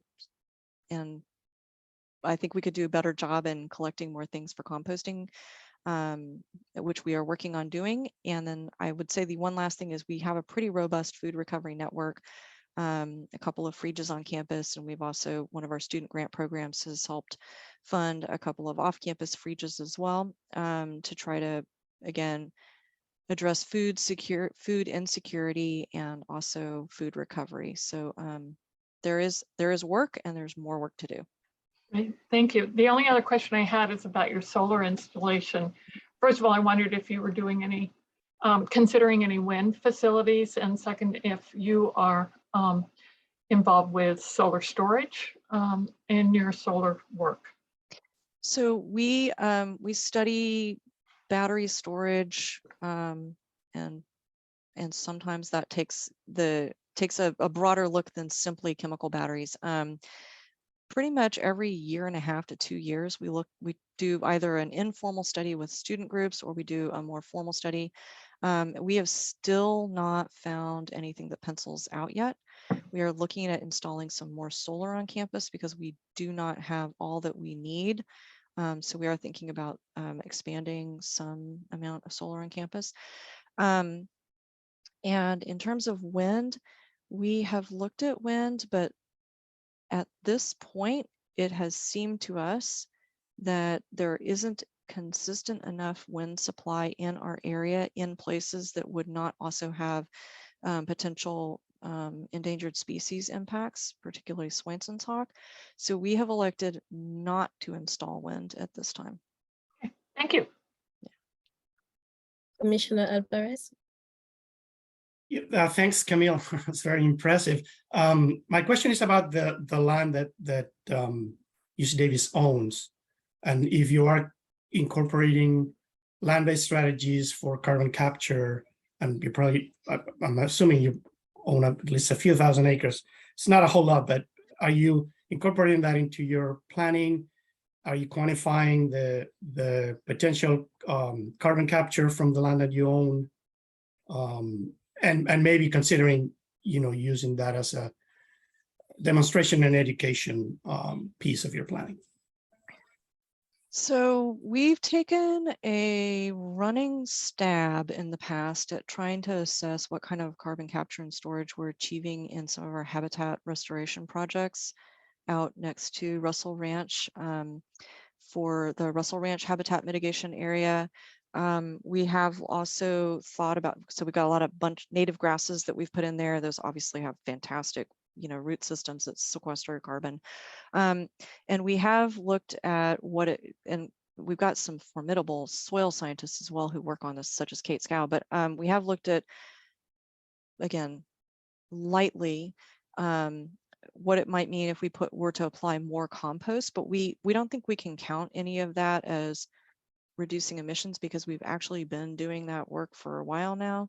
So I think it would be interesting to know more about it and to tally it somewhere and publicly disclose it, but I don't think it would ever be able, it's not additional, so we couldn't count it, for example, as offsets. But I think this is an area where we could do more, and it's something that we're interested in understanding better, especially given the state's new legislation with the 85% direct action and 15% CCS. Thank you, Camille and Commissioner Alvarez for asking. Commissioner Britton. Yeah, great presentation, very clear and deep.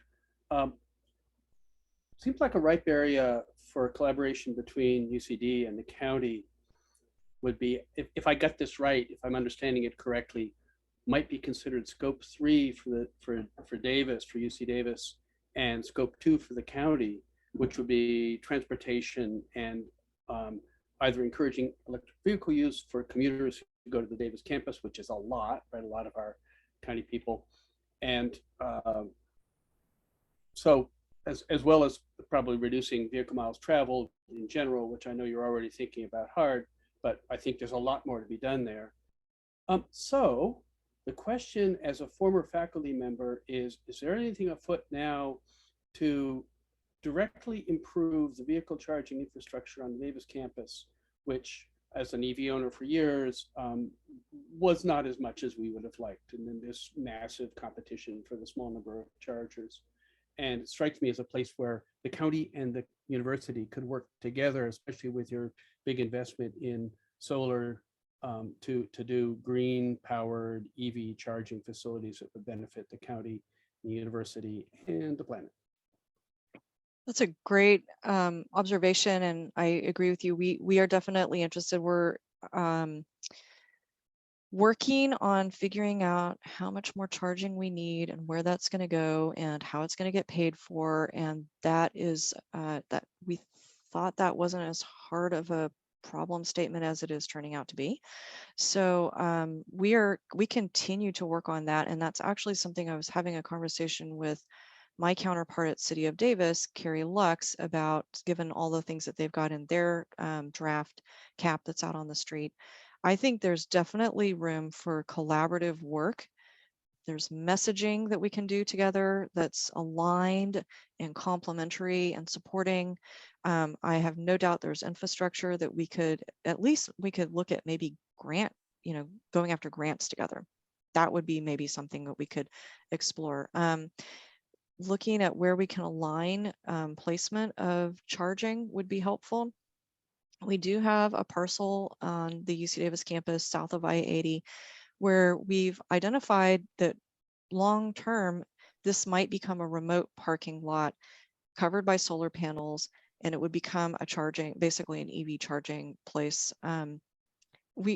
There hasn't been a need for that, and actually part of it is because we had the pandemic. So I would say one of the few bright spots out of the pandemic is that it really changed up the commuting patterns quite a bit. And while we, of course, still need people to come to campus because we have a lot of research and we have to teach students, we've seen a pretty significant drop, and it has persisted.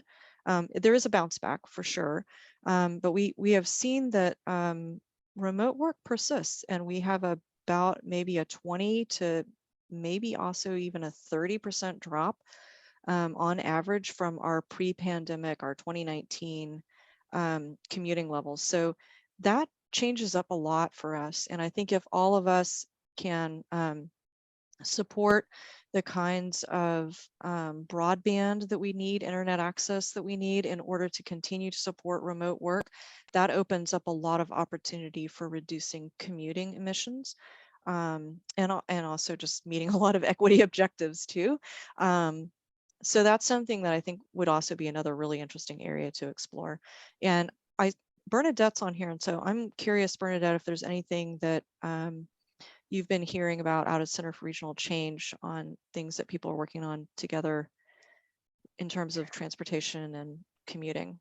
I was trying to not steal your thunder, and I can talk to you anytime. So I really wanted to make sure that my colleagues had a chance to really share their questions. So I'll try and hit some high level things. I've looped in ITS with an external funder who is interested in funding some research to support having more kind of middle income families have electric vehicles accessible to them. So that might be, and there's actually quite a bit of work that's already come out of specifically the EV. God, they recently renamed, but it's like the Electric Vehicle Research Center or something. It's under Institute for Transportation Studies. So that's one equity piece. So I think that's kind of a direct piece.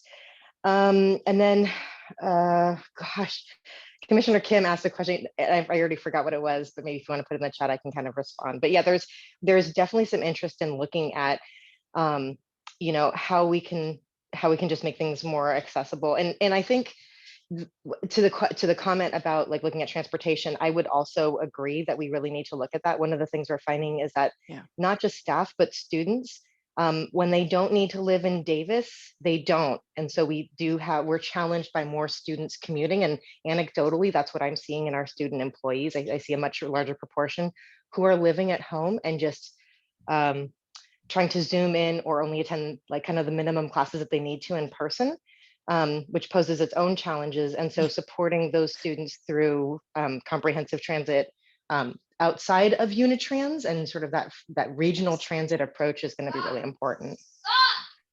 Yeah, completely agree.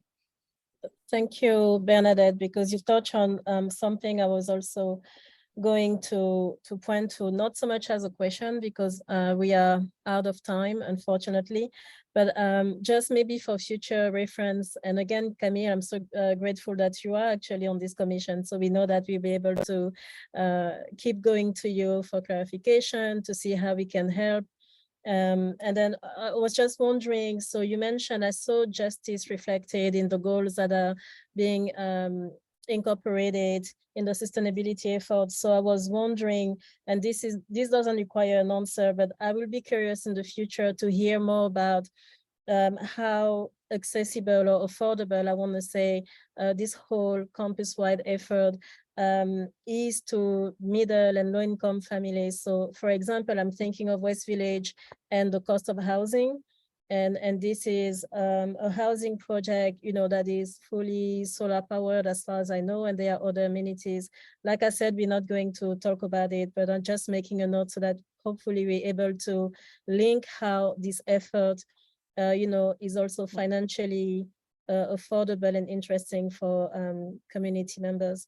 Robin, you have the floor. We will take your question. I will ask Camille if you can to please keep your answer brief, and then we have another agenda item to look at.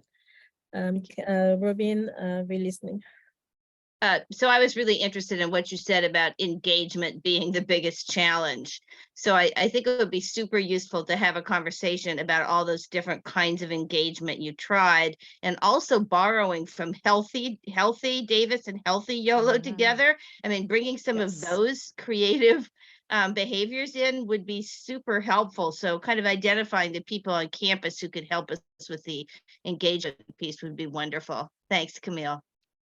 Thank you. Yeah, I think all of you have identified a lot of areas that we could talk more about, dig into more at future meetings or on the side, and look at different kinds of opportunities for collaboration or information sharing. And thank you very much. I appreciate the opportunity to share with the group today. Thank you, Camille. We have one question from a member of the public, Christine Shoemaker. You have the floor. You have about 3 minutes. Thank you. Thank you. And I'm not going to introduce myself in the interest of time, and because I already did earlier in the session. So I want to thank Camille for the presentation. I was especially interested in the fossil fuel pathway part. So I have one question. I was looking at the solar field out on the 64 acres, and you were talking about doing other solar in the future. Have you considered, or are you considering things like agrivoltaics? So where you're having like a multi-use utility. I mean, it's been one of the arguments for rooftop solar. You're already putting on something that's taking land away. I didn't know whether you were considering agrivoltaics, because I see that picture and there's other ag fields right next to it. It's just a suggestion. Yeah, thank you. We always consider different things. We have had some research experiments on agrivoltaics and are considering possible options for greenhouses. This, I think, is one of the many areas where we can just continue to stay on top of the evolving technology, experiment and pilot, and then hopefully scale. Yeah. Thank you, Camille, and thank you, Christine, for asking. So I think that this will conclude our time on this topic. Camille, I would like to very warmly thank you again for this rich presentation. I think that this is just the beginning of a conversation that we will keep having with UC Davis, you know, as this commission keeps on working. And I would like to encourage my fellow commissioners. Once again, the slides are available. And if there is any topic you'd like us to explore further with Camille, please let Kristen know, and we will see about integrating that in the long range calendar, and hopefully we'll be able to have some action items coming out of that. So thank you all. I suggest that we now look at agenda item number 9. So this is a discussion item. You have all received a link to our website beta test version. So that's a 1.0. So Julia will lead this discussion. Julia, you have the floor. This is an exciting item. For members of the public, we are discussing the climate action or YOLO sustainability new website. Thank you, Julia. We are all ears. Thank you, NJ. Yeah, I'm really excited to give you guys an update on the website. I'm hoping you guys have had a chance to poke around. I know we've gotten some of your feedback, which has been really helpful so far. So I'm just gonna hop right into it and start with a brief timeline of future communication efforts that are going to be coming forward in the next month. In October, we are going to be coming back to you all with an updated communication strategy.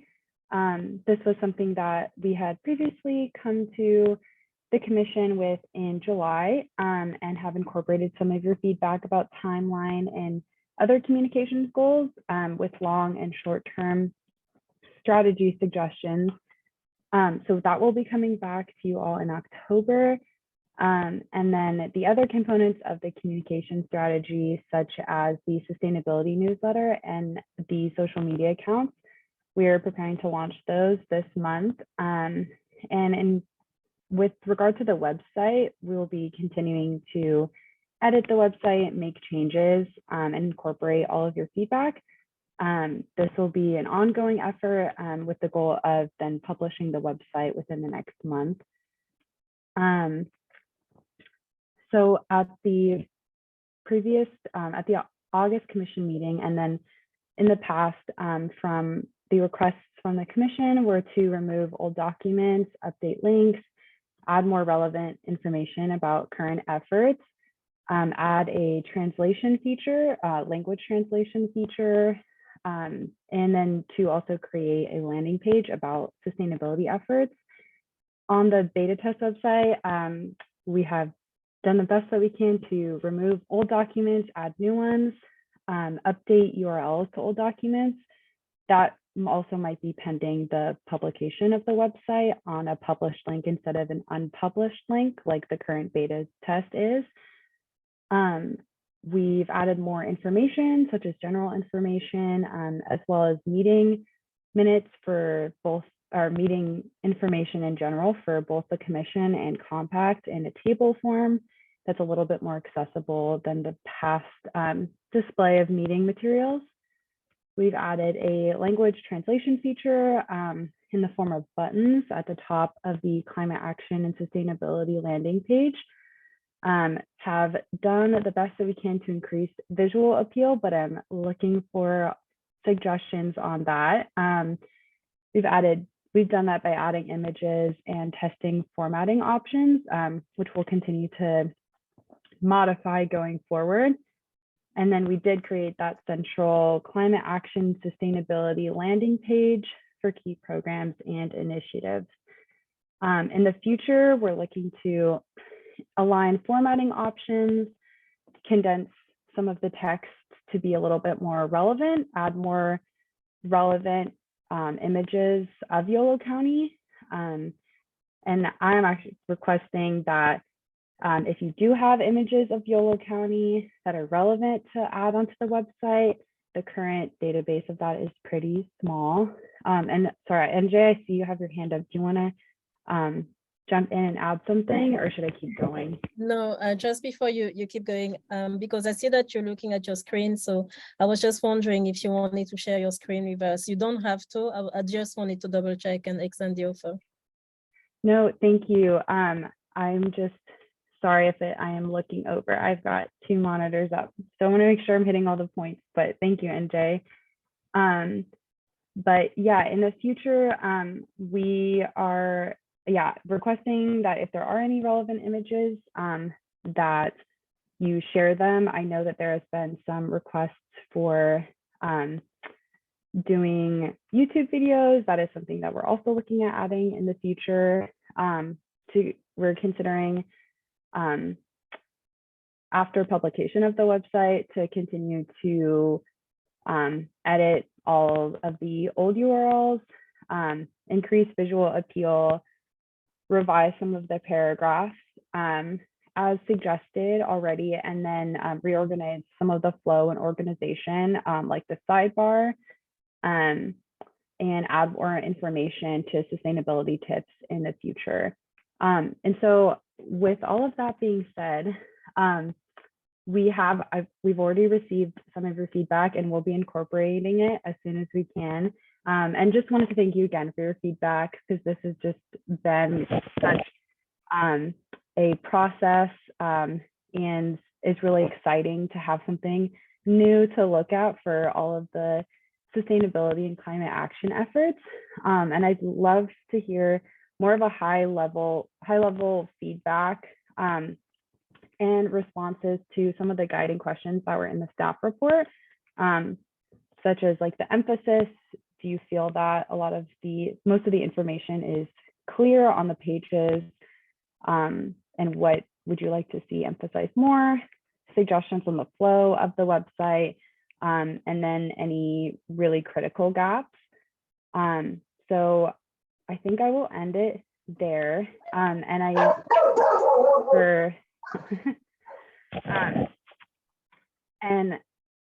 would love to hear high level feedback on your thoughts on the beta test for now, and then we'll open up suggestions as they come.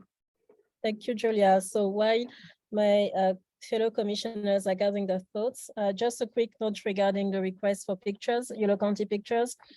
I think maybe we could take advantage of this momentum to reach out to local photographers, those who are known for making nature pictures, and just ask, if they will give us permission to use the pictures that they've already taken. One person that we could reach out to is David Greenwald, who is the founder of the Davis Vanguard, but he also happens to be a professional photographer. And I know for a fact that he has an interesting portfolio regarding Yolo County and the various places around. So I can give Kristen or you his contact information.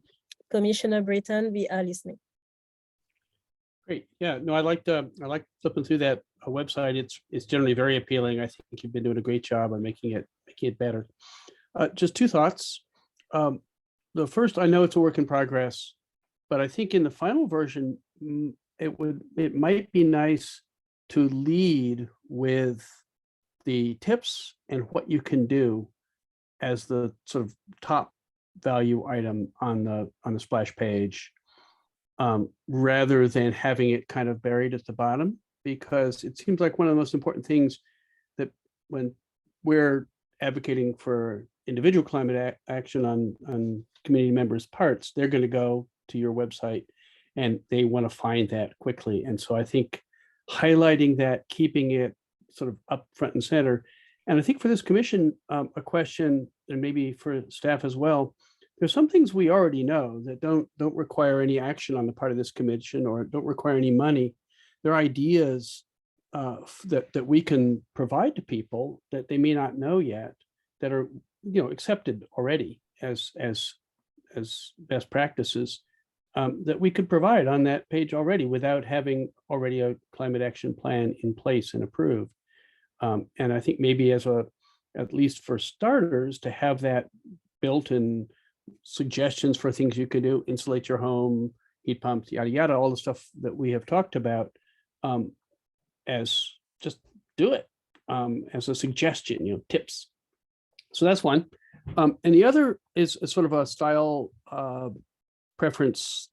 I haven't been communicating complicated technical stuff like this, which is maybe to put a little more distance between the technical and the splash page. So as soon as you hit one of those, expand the idea section, you get to something pretty deep. It's a lot of words in there. And I wonder if there might not be a way of making the thing you get to when you push the button on, say, climate action, you don't get the full story. You get a paragraph, a good, compact, easily digested, 8th grade English kind of paragraph. And then an appendix for someone who really wants to dig deeper. So make the whole thing a little easier to digest for people who are less technical. 2 ideas. Thanks.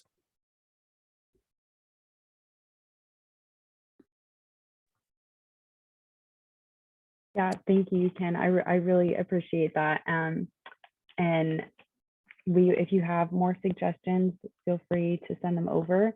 And I like both of those suggestions, so we'll work on that going forward. And also, Ken, jumping on what you said, I know the website has some best practices tips, but it's actually, back to your comment, it's not necessarily easy to find because, like you said, you need to find the right subcategory and then you'll have access to that. Adelita, were you listening? First, excuse me. First of all, I think it's really user friendly. I really like the placement of the buttons. I told Kristen when we were in San Diego, I really appreciated kind of the Yolo County seal morphing into the earth. I mean, it's subtle, but I noticed it and I really like that. So I commend this team that worked on this for that. I was gonna mention something similar to what Commissioner Britton mentioned. I'm on the Woodland Sustainability Advisory Committee, and they have a very active social media where they're doing posts multiple times a week and informing residents how they can recycle and like best practices. And I think it's really useful. There's a lot of incentivized, just efforts made there. They're giving out like free compost bins on their social media for doing, simple things or I don't know, there's challenges, right? And so I think that's a really fun way to engage just the residents, the community. And I think this is a very easy, thing to include here. So I do see that the social media we have is like Facebook, LinkedIn. I think we could include an Instagram if we don't have one. And I only say this because I know that the Woodland, they have a TikTok.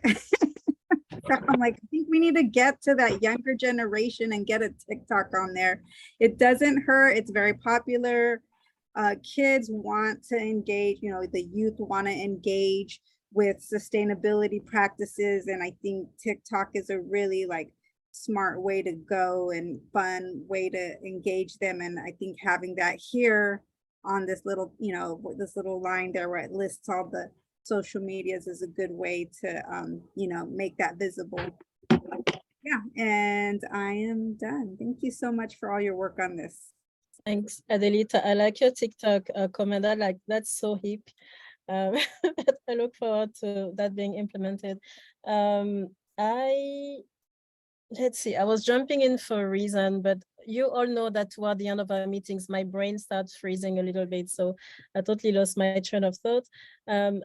Camille, please share your comment. I see what you put in the chat, so I will let you repeat the information so that people who are listening in later can have that as a record. And we will also list out the links that you shared. And I remember what I wanted to say while I was jumping in. So Adelita, I wanted to ask you a favor. The Woodland website you mentioned, if you will please send the link by email to Julia and Kristen, so that we all have access to it later and we can see what you were talking about. That will be helpful. Thank you. Also, to jump in really quick to respond to Adelita, we are pursuing an Instagram and Facebook account that's specific to climate action sustainability. And I've heard all of your suggestions on a TikTok. I think that would be really fun. So we're definitely looking at that, just given capacity, but that's something that we're looking at going forward. And will be included in that communication strategy update. So just stay tuned for that. But we're hoping to launch those accounts this month. So stay tuned for that. I feel like celebrating at the end of this meeting. So much, good news. Camille, you have the floor. Thank you. Thanks. So congratulations. This is looking great. Love seeing the website update. I agree. I think it's very user-friendly. My two observations, possible suggestions. One is on the implementation sustainability plan, implementation strategies page. You have these great drop downs for each of the segments of your plan, sections of your plan. I don't know how much work it would be, but would you be able to list some of your key metrics of success in the plan or key targets that you're aiming for? So are there any particular things, qualitative or quantitative, that you're aiming for with ecological health or water, air quality, et cetera? So it would be one observation, just so that people kind of could go there and see, what are we aiming for? What are we trying for? And then my other comment, which I put in the chat and I'll read it out, was just on regional coordination. UC Davis would be honored to be included on the list, and I can send our sustainability website if that's helpful, or a generic UC Davis website if you would prefer that. So I'll send that by email. Thank you. Thank you. And Julia, before you react, just want to read out loud also the website that Camille mentioned. It's https://sustainability.ucdavis.edu. Thank you again, Camille. Julia, Kristen, is there anything you'd like to add? Do we have any additional reactions from the commissioners? Yes, Robin. I think it'd be great to have the photographs be people doing the things we want them to do. And it really needs to be all ages, social classes, ethnicities, races, everybody engaged in, you know, putting solar panels on their house, riding a bicycle, riding the bus, planting trees. I mean, there's so many neat images that we could have of people actively doing this so they can imagine themselves in those roles. I do know that Cool Davis has a photographer who has documented many of their events, of their own events, and also other like climate protests and other kinds of activities. I don't know his name, but it would be easy to find out. So that's another good source. I know it's Davis centric, but there might be other organizations that you could you could contact for their photographs too, for specific kinds of things that would be really great to illustrate. And I would like to add to Camille's comment about adding UC Davis to the lists of other organizations. There's a lot of other organizations that should be there, and I'm assuming that Julie is aware of that, so that it's easy for people to make contact with some of those other groups that are very important in this work. But it's wonderfully user friendly. I love that.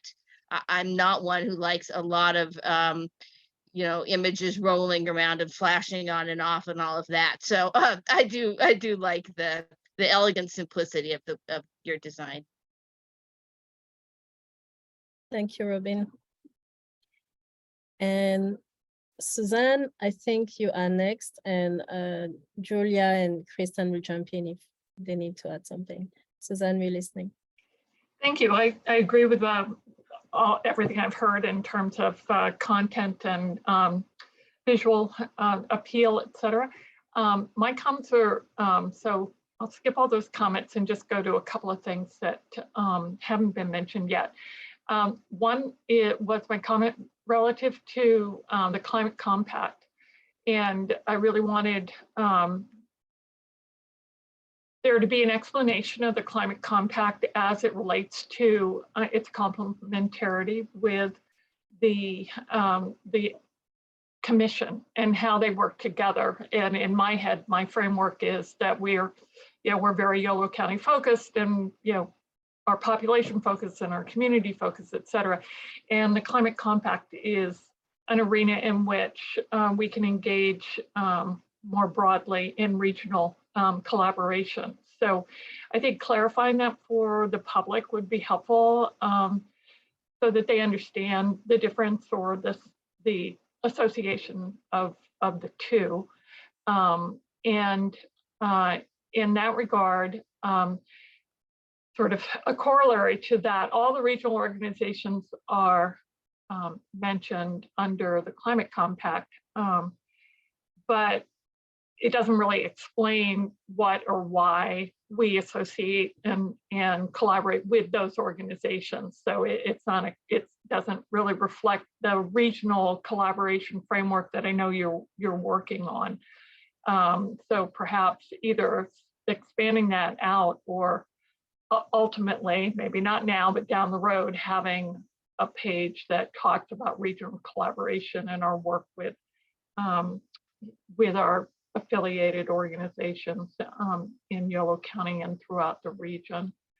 And then the history of Yolo County's climate and environmental protection work is sort of scattered in a couple of different places. And I thought it would be a good idea to have that consolidated into one page that talks about the history and maybe some pictures of, our own landfill and solar and those things that we've done, so that we don't, and the awards that the county has run, instead of having that appear as a piece of some of the other pages where it pops up now.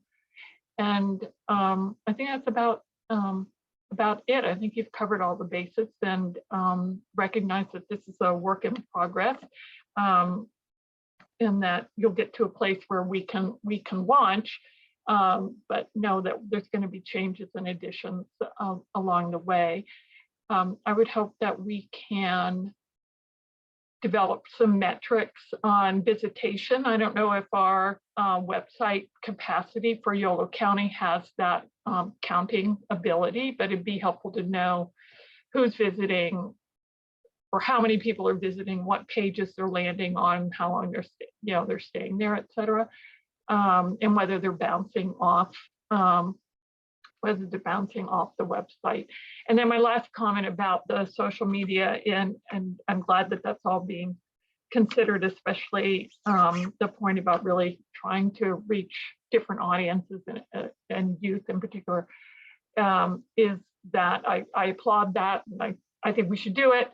But understanding constraints on capacity, staff capacity, we can only do that if we're going to maintain it. Because if we start these accounts and then we don't populate them on a routine basis with new and refreshed content, people aren't going to come back. And I'd hate to start anything that we can't maintain. But congratulations on getting this far. It's a great step forward, and I appreciate all your work. Thanks. Thank you, Suzanne. Yeah. Oh, sorry, NJ, go ahead. No, go for it, Julia. I'll speak later. Yeah, thank you so much, Suzanne, for your feedback. It's just been so thoughtful and appreciated. I am happy to incorporate as much of that as we can to comments on just the metrics for pages. Unfortunately, that is not possible for the county doesn't have that on the website, but the only way that we can see like numbers of visitation is through the e-notifications that get sent out. So we do have that there. And then the other comment I wanted to make was in the communication strategy, there is a plan for long-term maintenance so that this can be as sustainable as possible. And so that this effort can be continued on the way. But thank you so much for all of your feedback. I really appreciate it. You're welcome. Thank you. Great. And I just wanted to jump in as well before turning over to public comments, if there are any. Okay. Pointing it out also kind of for public record, I think that we can all agree that we have been as a commission moving pretty fast on a number of self-assigned goals and then the way we've been working. And I want to say that all of this, including, how far we've come. I did not expect Julia to see this much done on the website beta page.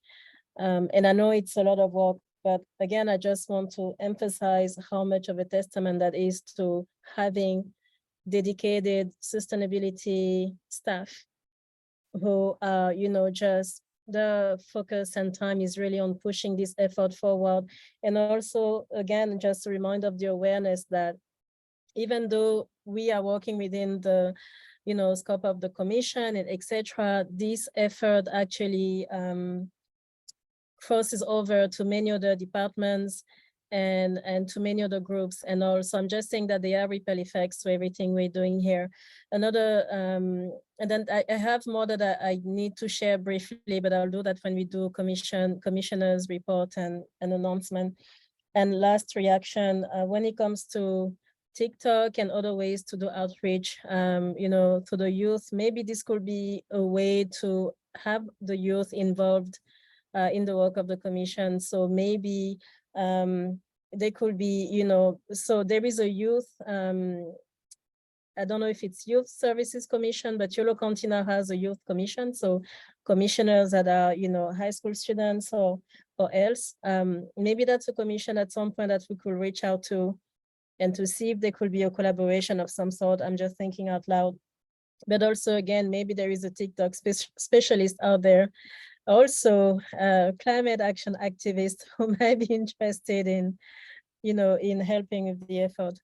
So before I ask for public comments, do we have more reactions from the commissioners or anything else you'd like to share with Julia? I would love to just jump in briefly and echo kudos to Julia. This is the first time the county has ever done a beta test on a website. It's the first time that, language translation services have been clearly called out on the website beyond our translation, Google plugin. And so this was a lot of new territory for the county to navigate. And Julia was meeting several times a week with the county's web developer to get all of these pieces in place. And so I'm really excited that this happened. So grateful for Julia for taking on this task. And also, I think this is an amazing opportunity to bring all of the comments, all of the feedback, the recommendations that you've had about how to make our website more accessible and start having these conversations at the county. And if we can have a page that actually hits some more of the accessibility markers than the standard county webpage, that's great. We have tools, we have templates that can be applied to other county pages. And so this is an amazing way to pave the way for better communication. And I'm so grateful to all of you for the amazing, thoughtful feedback that you've given that have gotten us to where we are. And wanted to just call out 3 specific requests from some of the things that I've heard to, 1, send us images if you have them or recommendations for photographers to reach out to with Yolo County specific photos. 2, we absolutely, UC Davis is being added to the list. It has been our intention, it was just left off. Similarly, we have a longer list of organizations to add to our coordination page, but if there are other specific organizations, resources you want to call out, please send them our way via email. And then the other piece is if there are resources, sustainability tips, I agree, Ken, that there's a lot that we can do to build this out to have at least the basics on there ahead of time. And so there are specific things that you want to call out, send them our way. We are trying to balance a lot of things. So no amount of information that you send us is too much. We will take it all. And I also want to share for the public record, Julia's new email address. She has a county email address now. She's a county employee now. It is Julia, JULIA.Olsen, OLSEN @yolocounty.org. So you have my email. I will forward everything along, but if you would like to include Julia on your communications, that would be great. And you can CC her at that email address. So I will leave it at that. Thanks again. Thank you, Kristen. And thanks again, Julia, for everything. Super grateful for you, Kristen, and the team and the invisible helpers behind. Members of the public, would you like to react to what you heard? Any feedback on the website beta page? So Adelita, is it okay if I take Juliet and then we hear your comment? Thank you. Juliet, you have the floor. You have 3 minutes. I'm not sure I want to go before Adelita. I'd like to hear her thoughts because I was going to suggest that maybe we could improve the visuals around the site. First of all, it's great. A lot of work obviously has gone into this. So thank you for all of this information. I spend a lot of time on the sustainability website. I check it frequently. So I appreciate it becoming more user friendly. But I'm just still thinking, you know, anytime we can show rather than tell, it feels a bit text heavy. So I will look at it more closely to see if there's places that we could put information into tables or diagrams, and that takes sometimes a bit of a graphic design commitment. If there's resources for that, maybe there's ways that we can add some of that to make some information more accessible. And then also, I'm wondering if it's possible to have the bios of the commissioners on there. I think you guys are very interesting people and have really interesting backgrounds, and it speaks loudly to the diversity that's on the commission and who you all are. So I would look to that as a great resource if it's possible. And then I don't know if you can also add on the bulletin, you have a schedule there, but is it possible to have a place for a community bulletin board where other events and climate related activities could be listed, or other resources? That would be great to make it a place at the site that people come to for more information. And then along those lines, you know, integrating with other departments at Yolo County, you know, during the heat storm, the heat waves, I was really looking at the resources for dealing with, you know, they were well presented information in the emergency services department, for example, on what to do, how to deal with heat strokes and those kinds of things, what to look out for. So I just think there might want to be a little bit more intersections with other departments. And one of the best resources that I've come across that I've learned about around Yolo County, or around that I got from Yolo County, is actually the PACE newsletter. That's a resiliency newsletter, PACE Solutions, I think it's called. And PACE Connections, that's what it is. And it's just a great resource. I'm wondering if there's a way to compile more of the resources that I think that are already addressing these topics within Yolo County, and maybe have some more intersectionality within the county and has a little more integrated there. The same thing around jobs. Is there a place that we could possibly post jobs, green jobs, as part of our commitment around the economy and building a just transition? Thank you. Juliette, thank you very much for your feedback. I want to add to what Juliette said, along with green jobs. I saw that in UC Davis' presentation, you mentioned about a certificate of completion, like a green certificate or so. So maybe down the line, this is also a resource that can be shared, just pointing businesses to how they could get a certification on just transitioning the businesses to being more environment friendly. And Adelita, I don't see your hand raised anymore. I just wanted a clarification on Julia Olson's email. Is the Civic Spark no longer active? Because I just emailed her the resource at the Civic Spark email. The Civic Spark email still works. So I've gotten everything that's sent there. So yeah, now there will be two places where you can find me.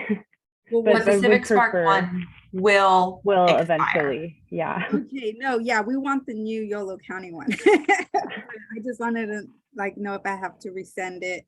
And yeah, thank you for also Juliette Beck mentioning, you know, one thing we learned over there, and I've heard the term, but we're starting to name heat waves heat storms now, because they are like an event, right? And so I think that's another term that we'll start to use more often. And so I recognize that, and I was like, yeah, heat storm. Thanks. Thank you, Adelita. For the record, it is 6:30 p.m., which is the time we usually end our meetings. I'm asking commissioners permission to go over by, I want to say 5, no longer than 10 minutes. All that we have left after this item is hearing announcements from commissioners. We will mention the long range calendar and then we will adjourn. Is that okay with everyone? Okay, I'm seeing some hands up and all, thank you. So I believe that this is the end of our discussion on the website beta test version. Thank you all again for your participation, and to Julia for being the lead on this project. We're very happy, appreciative, and very hopeful regarding next improvements. Now let's look at agenda item number 10. We are going to hear reports, comments on future agenda items or what's happening in the community from commission members. Who would like to speak first? I will go first because you're all taking your sweet time. So I wanted to give a brief shout out. I will need someone to correct me. I believe it was either Commissioner Reed or White who alerted us on the possibility to do a presentation at the California Climate and Energy Collaborative Forum. So the information came from one of our commissioners.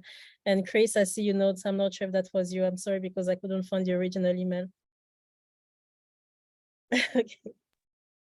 I know that Commissioner Reed definitely flagged it, and potentially Commissioner White as well. So shout out, kudos to you both.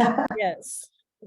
So thank you both. I just wanted to say that that's an example of how, just the collaborative energy of the commission and all of this happened because you've been sharing the resources that you have.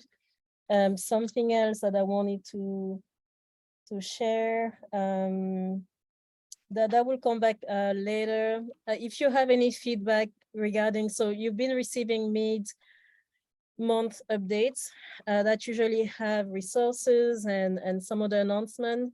I would like to ask for your feedback on that. Send it to Kristen, CC me if you would, just so we hear of if it's going okay for now, if there is something that could be improved open.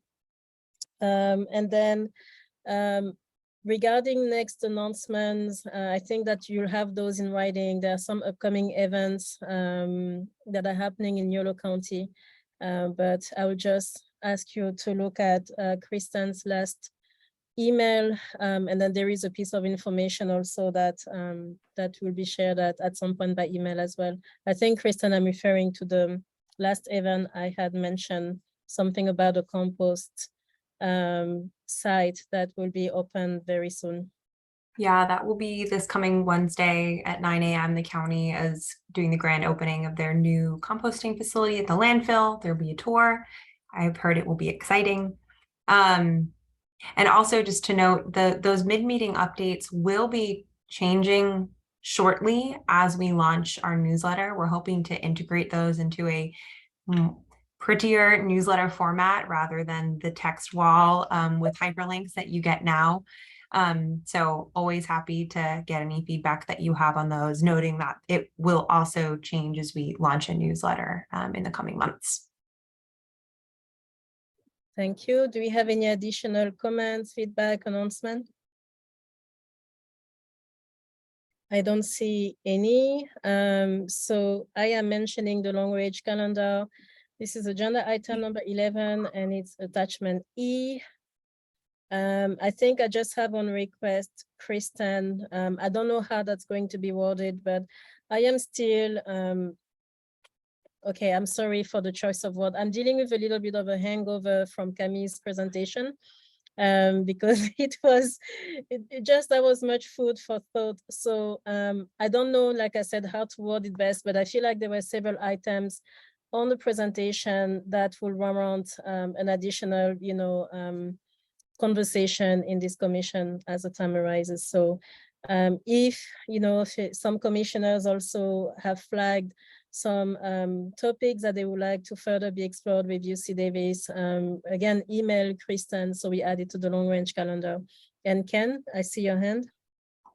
Yeah, pursuant to that, I was going to make a specific suggestion that maybe this group could set up another working group for collaborations of all sorts, but that seems like it would be, given what we just heard today, to start with all these fruitful things we could work with UC Davis on.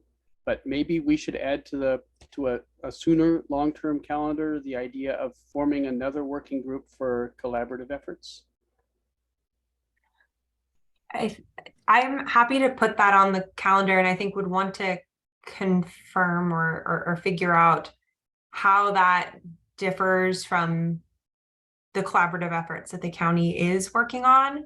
I think, I gave the presentation on collaborations, I believe in July.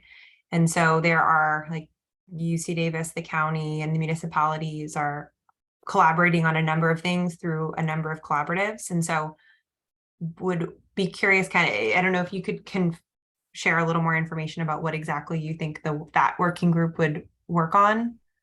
I think it would probably just be having someone from this group or a couple of people from this group just join what you're already doing, give it some energy and ideas, and roll up our sleeves and help where it's needed. Just do more.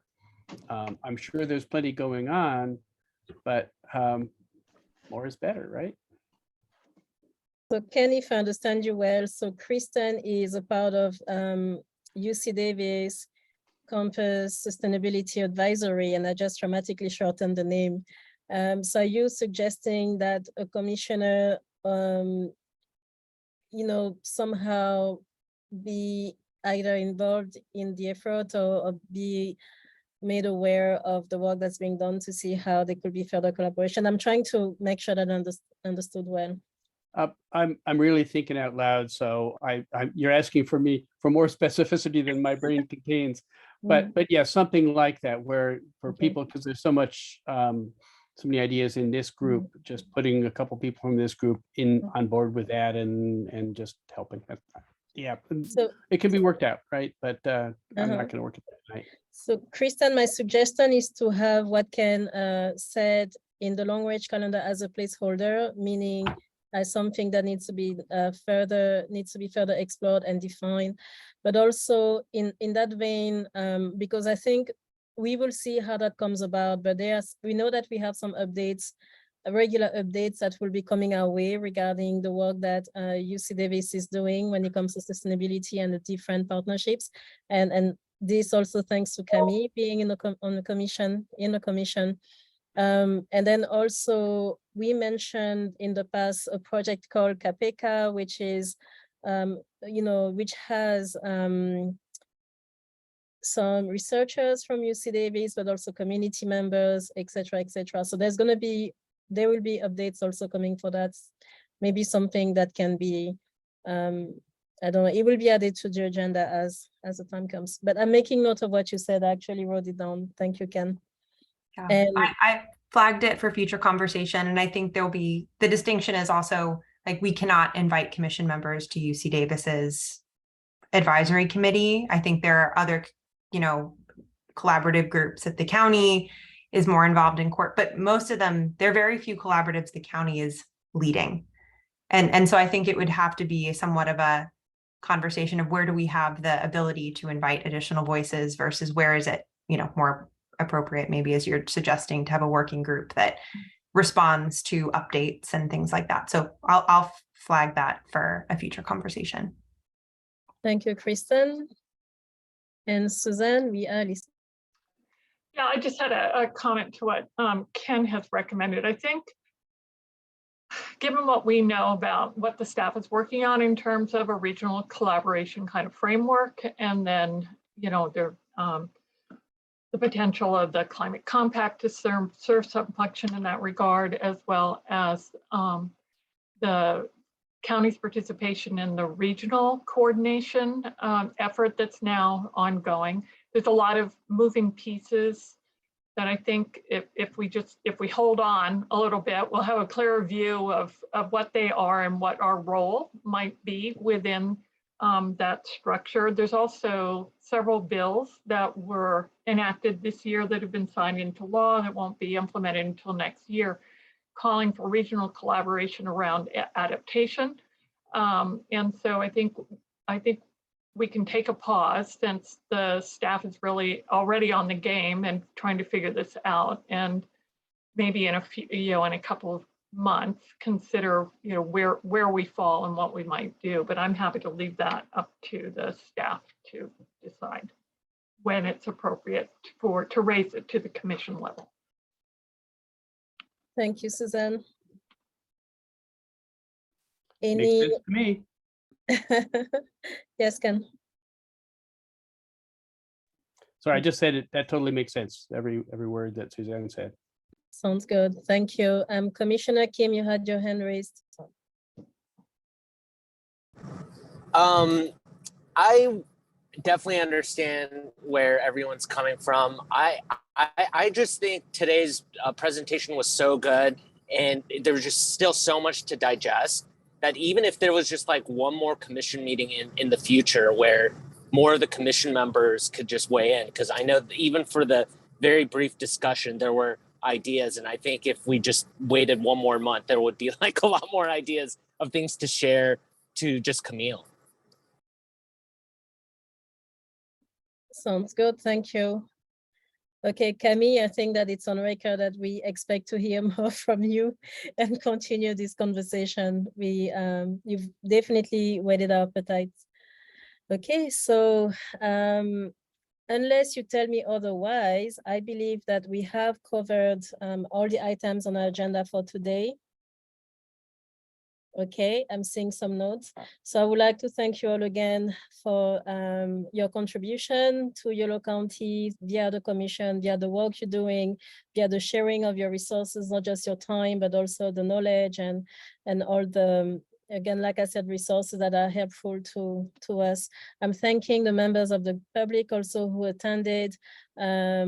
Christine is still with us, and Kate, thank you all for your input. I hope you all have a fantastic week going into October, that you enjoy the fall season. As always, don't hesitate to contact Kristen with any question, feedback, etc., etc. Big thanks to all, staff included, and we will see you next month. Thank you. Bye. This meeting is officially Thank you all. Bye. Bye. Thank you. At 6:43. Bye.